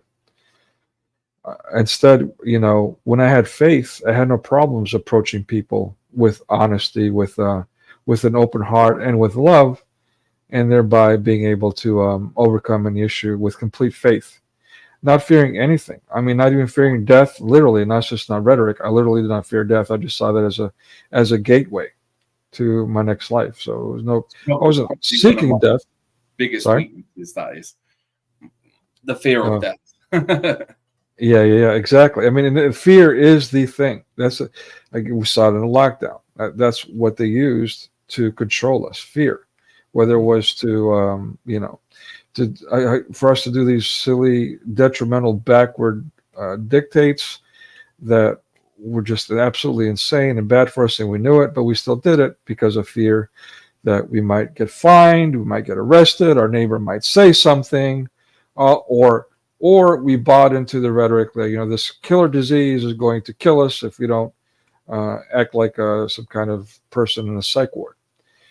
Do you know what we had here? We actually had our news teams live on air, encouraging and talk TV shows, encouraging members of the public to report their own neighbors if they were more than 6 people in the group outside, and so on and so forth. Oh yeah, I remember that stuff. Yeah. It's incredible. Yeah.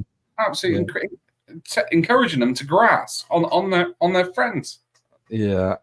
And some kids, I mean, especially kids, the school system was really pushing the kids, and that's how the fascist organizations, the commies and the Nazis and all that, they use children to get information, because children are kids. They'll be honest. They don't know any better. They don't know any implications or anything like that.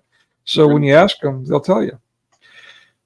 And so they manipulated these kids to rat out their parents and so on and so forth. It was just disgusting. Anyway, I'm going off another tangent. But there's hope. Of course, Christ is already victorious. That's a given. And those that keep their faith in God, regardless, will join it.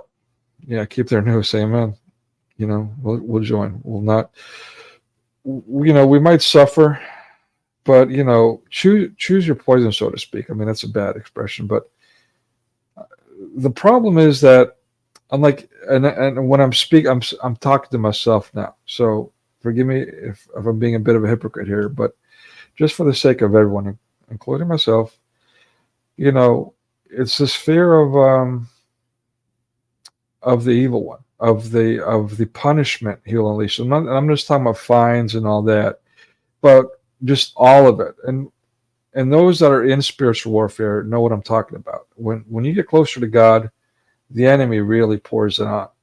So sometimes, so sometimes you just want to, back off to take a break, and then therefore, when you get away from God, well, it leaves the void, which naturally is going to get filled by unsavory, harmful things for us. And that's when we start backsliding and all that, and that's when all the problems begin. So we've got to have faith that even though, just like Job, even though all these crazy things are happening, we've got to keep it in perspective.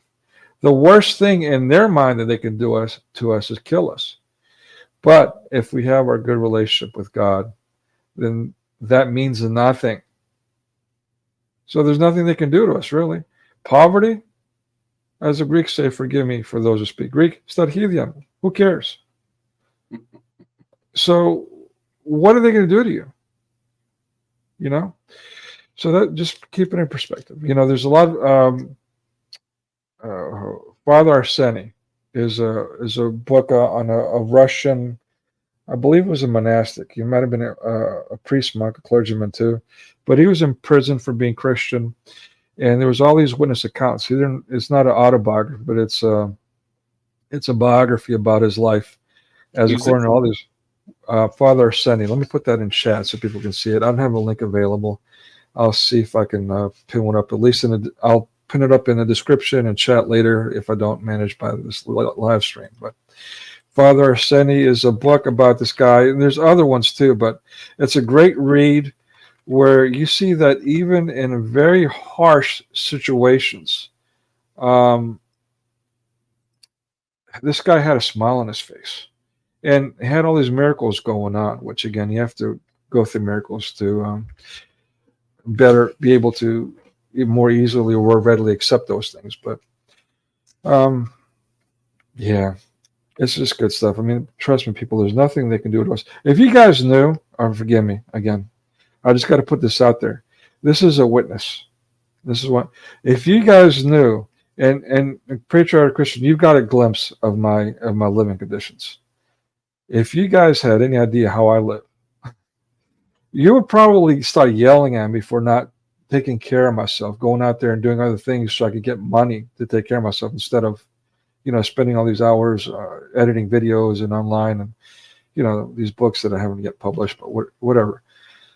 But I do that, again, forgive me for saying this, but I do that because I feel like I've had so many blessings in my life that if I don't do this, then shame on me. I mean, it's worse for me. It'd be worse than the servant who buried the one talent. For me, it would be like burying multiple talents. I mean, forgive me for sounding vain, but and so I can't live with that. And so it's an immoral imperative. I must do this. And I'm okay with this. To be honest with you, I'm okay living in poverty as long as, I'm not suffering too much, so to speak. Yeah. Or people are not trying to kill me, which it seems like they're trying to do. Anyway, sorry, enough of my tangents. There was something. Quickly show that. Would you be able to show that clip quickly? That the very last one you just shared.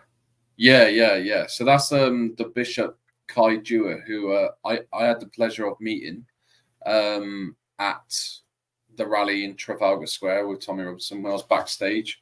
I actually had an interview that I did myself. I'll have to pull it up on my new channel because I interviewed and spoke with him myself. He was only one of the only people that I did interview the whole time I was there. I'm in touch with him. I'm going to be actually bringing him on a live stream once I've got the capacity on my YouTube to do lives. So I need 50. I'm on 31 away. I'm 19 away. But it only takes one stream. If I go on Paul Thorpe's stream on his channel and he gives me a shout out, then boom, that'll be it. I'll have a good 1,000-2,000 people come straight away. So I need to get on to him so I can do that. Because then once I go on live, I can bring him on. And I'll tell you what, the way he speaks, it's incredible. It's exactly what the church needs at the moment. And you'll see the reception that he got. And you got to bear in mind, most of the people that were at this Tommy Robinson rally, they're not all Christians. They're cultural Christians. So they enjoy the Christian values. They know that, our country is built on Judeo-Christian principles. However, they're not the type that would go to church every Sunday or, take the Eucharist or understand Christianity properly. But the reception that he got after he gave this speech it's incredible. We must watch it. It's brilliant. Okay. You want me to go ahead and cue it? Okay. So I just posted the link for the book that I mentioned earlier, Father Sunny, for those that are interested. I believe there might be even a free PDF online if you search for it. At any rate. So, but if they're going to mock Christianity, we're going to give it a stage. London, let me hear you! Good morning, Vietnam. Sorry, I resist. Oh, I've heard louder screams at a football match. I said, London, let me hear you!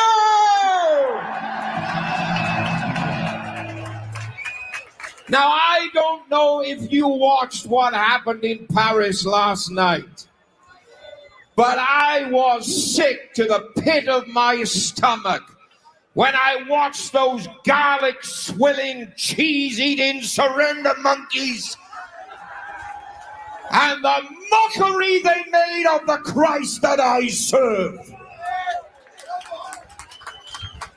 I'm assuming he's talking about the Olympic ceremony openings. Yep, exactly. This was fresh. This is what I love. This was fresh off the tongue. It wasn't even written. He actually had a speech to give, and he didn't give it in the end. This just comes straight off the bat. And this is what I loved about it. Those garlic swilling, cheese eating surrender monkeys. Yeah, that's pretty all right. Okay. And so, yeah, I mean, we talked about this actually a couple of weeks ago. That was one of the things that we shared, all this, the Last Supper mockery, the mockery of Christ and all that, and how that's not only allowed, but it's become, it was made popular culture. I can wear a t-shirt now saying F Jesus Christ. Right. No one would battle a light. Police wouldn't say nothing. If I wore the same thing with just a picture of the Prophet Muhammad or just his name saying F. Muhammad, I'd be nicked. I'd be put into jailed. So it goes to show you there is definitely a type of blasphemy law in place already. There definitely is. And the way this country is heading, as well as other countries in Europe and including the States eventually, because it will catch up, we are going down the routes of becoming Islamic majority nation. And they already say that by 2050 in Britain, the white British population will be just 51%. 51%. So that's in a matter of 25 years. It's a generation. That's it. We're gone. We're done. We're finished. Right. Sweden's already there. Sweden's nearly there already. Yeah, that has surprised me. About a decade ago, again, in Greece, I saw ads online about how they were paying. Again, this is when I was working with the mass historical migration of Muslims into Europe. They were actually advertising how they will pay men to go into their country to be their husbands. Like, what the heck? Are you serious? I put out. Like, come on, man. A woman? All right. But there is a verse in Scripture written in the book of Job that says, "This far have you come, but no farther. And as long as there's breath in my body, I will fight for this cause of the gospel of Jesus Christ." Dude, he looks like he's about to go up the top turnbuckle and just do a big body slam right onto somebody. Like, I don't know. Like it's like, sorry, yeah. You can tell it's that passion that he's got is beautiful. Yeah, it's intense. I'm just not used to it because I mean, if I do this, I will get locked up. And actually, this is exactly what I try to avoid to do, is to come out and, call the French surrender monkeys. Is that? Yeah, garlic swilling, cheese eating surrender monkeys. All right. This nation of ours is under attack. We are at war. We are not at war with just the Muslim. We are not at war with just woke ideology. We are not at war with just cancel culture. But we are at war with 412 idiots that sit on those benches just down that road. Oh boy. Government. Yeah. And I just got to say, I'm sorry again, I keep cutting off, but I'm doing it both so copyright, blah, blah. But also, I got to say, one of my pet peeves is when people call people in charge idiots or stupid or dumb. Don't make excuses for them. It's nothing about intelligence. If they were stupid, they would have never gotten into power. So that could be further from the truth, is how they have a lack of intelligence. It's quite the opposite. They're quite crafty, which takes some intelligence. But also, again, let's just call it what it is. They're evil. And not only that, but they love it. They love being evil. And that's the problem. And that's why they got to be rooted out. Yeah. They have forgotten one thing, that they govern by consent. And if they refuse to do what the people that have elected them have sent them to do, we, the people, must withdraw that consent immediately. He said immediately. That had to be echoed. That. This country owes this man a debt we cannot imagine. But today, when I look out across this square, I don't pray for revival in the land, because today, on the 27th of July, standing in Trafalgar Square, I can see in thousands of faces that revival has already begun. Preach. Preach. That's true. I mean, people are turning to Christ. I know you've got to go in a little bit. We're going to finish this video up, but I want to take this opportunity before I forget. Folks, please subscribe to Patriotic Christians channel, new channel on YouTube. It's in the description box. It's in the chat. We need to put it in chat again. Also, his other channels, not just YouTube, please, wherever you're at. Again, I encourage you to go on Rumble too, on X and other platforms. I'll make sure to put those and include a link too. I don't think I have those. Sorry? I'll get them for you. Yeah, if you can, go ahead and throw them up now so we can do it before you take off. Make sure people get it. I'll have to go log in and sort all that out. I'll send them to you. I'll have it all listed by tomorrow because I've got to change names and profile pictures and stuff on. Gotcha. All right, so I'll update the description tomorrow with all that stuff. Yeah. So let's watch.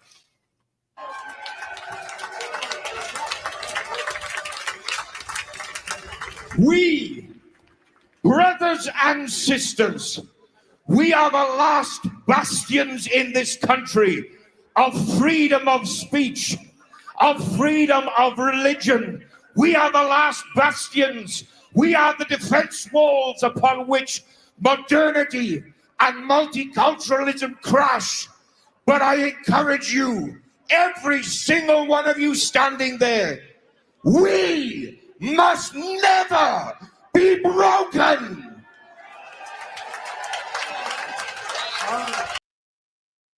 Amen. Okay. He's good. He didn't go on about Christ that much, but what he's shown, what he demonstrated is that he's clicked on, that he's a church leader. He knows exactly what's going on in the country. He knows who's to blame. He knows how people are feeling, and he related to people in the audience that may not have been Christian, that could now take away from that speech.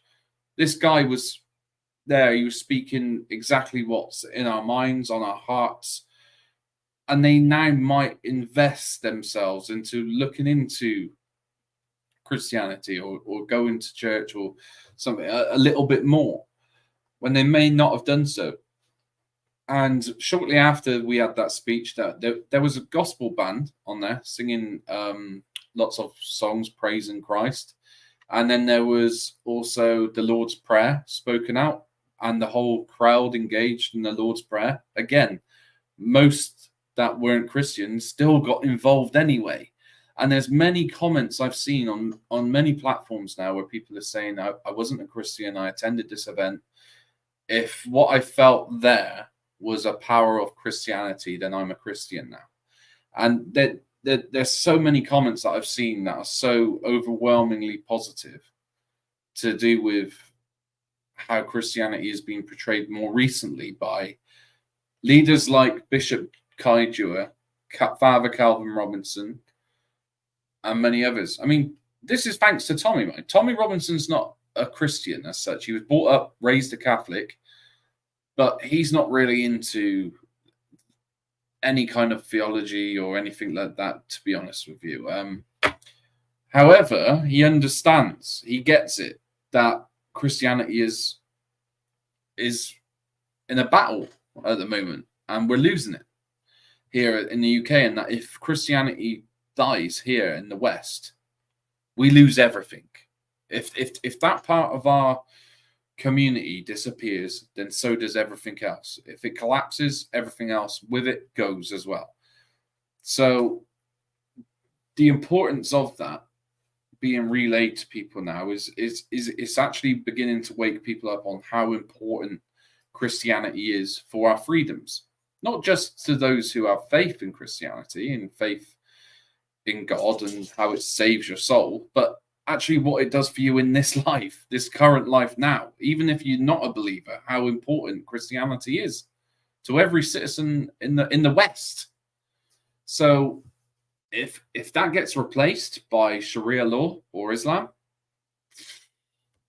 it's going to be a different type of world, And unfortunately, there's many people who say, there's this quote that I like, and it's true. Paul Golding repeats it quite often. Import the third world, you turn into the third world. You become the third world. And that's what we're seeing now. And you see it all across Britain. The streets are dirty. That they never used to be like that. The customer service that you used to get is no longer there. The shops that we used to have on the high street are now being replaced with barber shops, empty shops that are used for money laundering. Wow. We're losing our identity very quickly, and there's people celebrating their cultures now. So that Tommy Robinson rally, right, on the 27th of July, there was 2 arrests. No coppers were injured. No one got hurt. No one died. No one got stabbed, shot, raped, nothing. Notting Hill Carnival, which we had the other day here in England, in London, over 347 arrests were made. 8 people were stabbed. 2 people have died so far. There's still people in critical care. There was over 40-something sexual assaults reported, 35 police officers injured, and 40-something emergency workers as a whole injured. Right? Now, the way they portrayed the Tommy Robinson rally was a far-right, violent rally, which caused chaos, and many people were arrested, 2 people. Yet the way they portrayed the Notting Hill Carnival, they said it was an act of love and unity, a show of strength, diversity, culture, and love. Now you can see the stark difference between the two. Yet look at the statistics. The statistics don't lie. Notting Hill Carnival was one of the most unsafest places to be at in the whole of the UK this year. Yet look at how the mass media report it. They're all there. The mainstream media. They're the Guardian, for one. They said what a show of love, but they're the same people, same lefty champagne swilling snowflakes that are the first to jump on Tommy Robinson's back whenever there's a march or protest. And they're allowed to celebrate their culture, whether you're from Jamaica, the Caribbean islands, which I've got no problem with. Celebrate your culture, that's fine. But when it comes to us, the indigenous native British people who want to celebrate St. George's Day, what happens when we do that? We're met with police officers with riot gear, police dogs, choppers. They're armed response units. But when Notting Hill Carnival's there, you've got police officers grinding against women, slapping their backsides, letting them wear their hats, doing all sorts, dancing with them. So it's when you feel that 2-tier policing system here in the UK, and you witness it as well, it drives you bonkers, and people are denying it. Those in power are denying it. Keir Starmer's been asked about it. No, there's no such thing. Mark Rowley, the head of the police, the Met Police, the commissioner, he turned around. No 2-tier policing system going on here. It's clear. It's evident. You can see it. But yeah. It's we'll talk on that a bit more tomorrow, but it is a sham. It is a sham. Thanks for bringing that up too. Again, that's the Cross Crescent Discussion Group. Did he generate that? I don't know. I'll look into that. I hope you have. Do you have a few more minutes? I'll have to be quick, but yeah. All right. Well, I don't know how quick, but would you mind just humor me? There's a reason I want to read this. Would you mind reading through this? Yeah, sure. Thank you. Okay, so Revelation 13, verse 1. And I stood upon the sand of the sea, and saw a beast rise up out of the sea, having 7 heads and 10 horns. And upon his horns 10 crowns, and upon his heads the names of blasphemy. And the beast which I saw was like unto a leopard, and his feet were as the feet of a bear, and his mouth as the mouth of a lion. And the dragon gave him his power, and his seat, and great authority. And I saw one of his heads as it were wounded to death, and his deadly wound was healed. And all the world wondered after the beast. Okay, so let's just keep going if you don't mind. Is that all right? Yeah, yeah. All right. So let me see what I want to. I lost it. Wow, here it is. Sorry. Okay. And they worshipped the dragon, which gave power unto the beast, and they worshipped the beast, saying, Who is like unto the beast? Who is able to make war with him? And there was given unto him a mouth speaking great things and blasphemies, and power was given unto him to continue 42 months. And he opened his mouth in blasphemy against God, to blaspheme his name and his tabernacle, and them that dwell in heaven. And it was given unto him to make war with the saints, and to overcome them. And power was given him over all kindreds and tongues and nations. Yeah, I'm trying to avoid giving interpretations line by line because I'm not qualified to do that, but I just want to give a summation when we're done. Just a few more lines. Thank you for doing that. Yeah. You read. And all that dwell upon the earth shall worship him, whose names are not written in the book of life of the Lamb slain from the foundation of the world. If any man have an ear, let him hear. He that leadeth into captivity shall go into captivity. He that killeth with a sword must be killed with the sword. Here is the patience and the faith of the saints. And I beheld another beast coming out of the earth, and he had 2 horns like a lamb, and he spake as a dragon. And he exerciseth all the power of the first beast before him, and causeth the earth and them which dwell therein to worship the first beast, whose deadly wound was healed. Deadly wound was healed. All right. And he doeth great wonders, so that maketh fire come down from heaven on the earth in the sight of men, and deceiveth them that dwell on the earth by the means of those miracles which he had power to do in the sight of the beast, saying to them that dwell on the earth that they should make an image to the beast, which had the wound by a sword, and did live. And he had power to give life unto the image of the beast, that the image of the beast should both speak, and cause that as many as would not worship the image of the beast should be killed. And he causeth all, both small and great, rich and poor, free and bond, to receive a mark on their right hand or in their foreheads. Mm-hmm.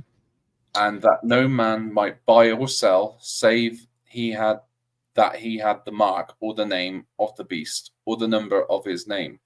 Here is wisdom. Let him that have understanding count the number of the beast, for it is the number of a man, and his number is 666. Okay. Yeah, so that very last part, for it is the number of a man. I wonder what the Greek says there, but if you take that literally, you might just throw off my understanding of who the beast is and all that. But going back to that understanding, you can click on Hebrew or Greek on that top if you go up. Okay. Oh, yes. Cool. Yeah. Didn't even know you could do that. Or not. No. Okay. All right. Anyway, so yeah, and thank you. You appreciate you doing that. You read great. I envy you a little bit, to be honest with you. I struggle reading aloud, so thank you for doing that. That was eloquent. That was perfect. Thanks. I have for a long time. Yeah. So yeah, I mean, going back to the U.S. again, my understanding of it, and again, this is just an opinion. People don't use your discernment and let God be your guide, not me or my ideas. But this is what I'm starting to understand, and I could be wrong. That the U.S. is the beast with the many heads and the horns and the crowns. It has the mark, which is WWW, which it spawned, it created. The whore of Babylon that rides the beast is Israel, which is getting bucked by the beast. The red dragon is BRICS, which is now, in my opinion, being led by China, and is overtaking the beast. And the head that gets destroyed is the United Kingdom, as we're seeing right now. But the beautiful thing in this thing is that the head will be healed, and even though the faithful will succumb, will fall to the powers of this Antichrist, of this anti-Christian entities.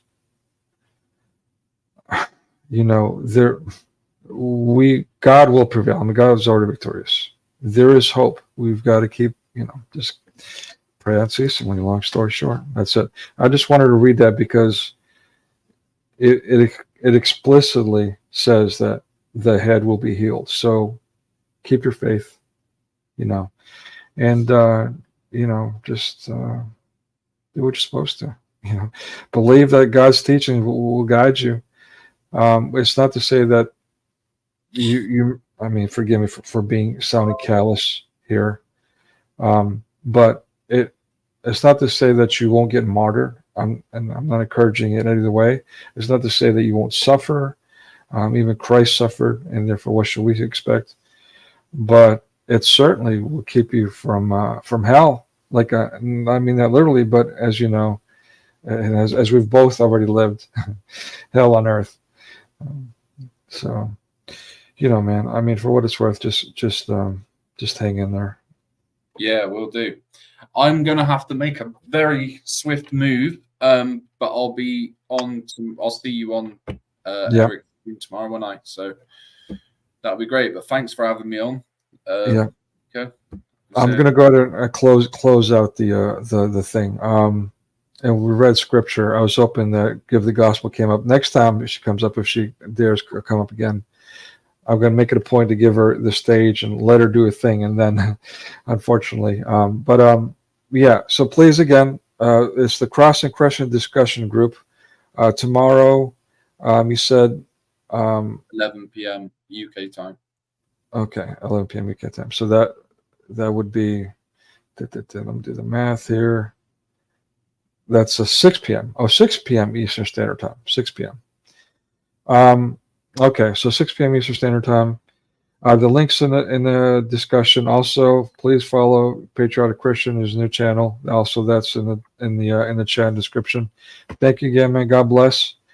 And any final words? Any other thing? Nope. Just everyone again. Yeah. God bless. Love you lots. Look after yourselves, especially in today's climate with everything what's going on. Keep your noose. Amen. All right, thank you, brother. Amen. See you tomorrow. See you tomorrow. God bless. You see what I'm saying? What are you prepared to do? Everything within the law. And then what are you prepared to do? What are you prepared to do?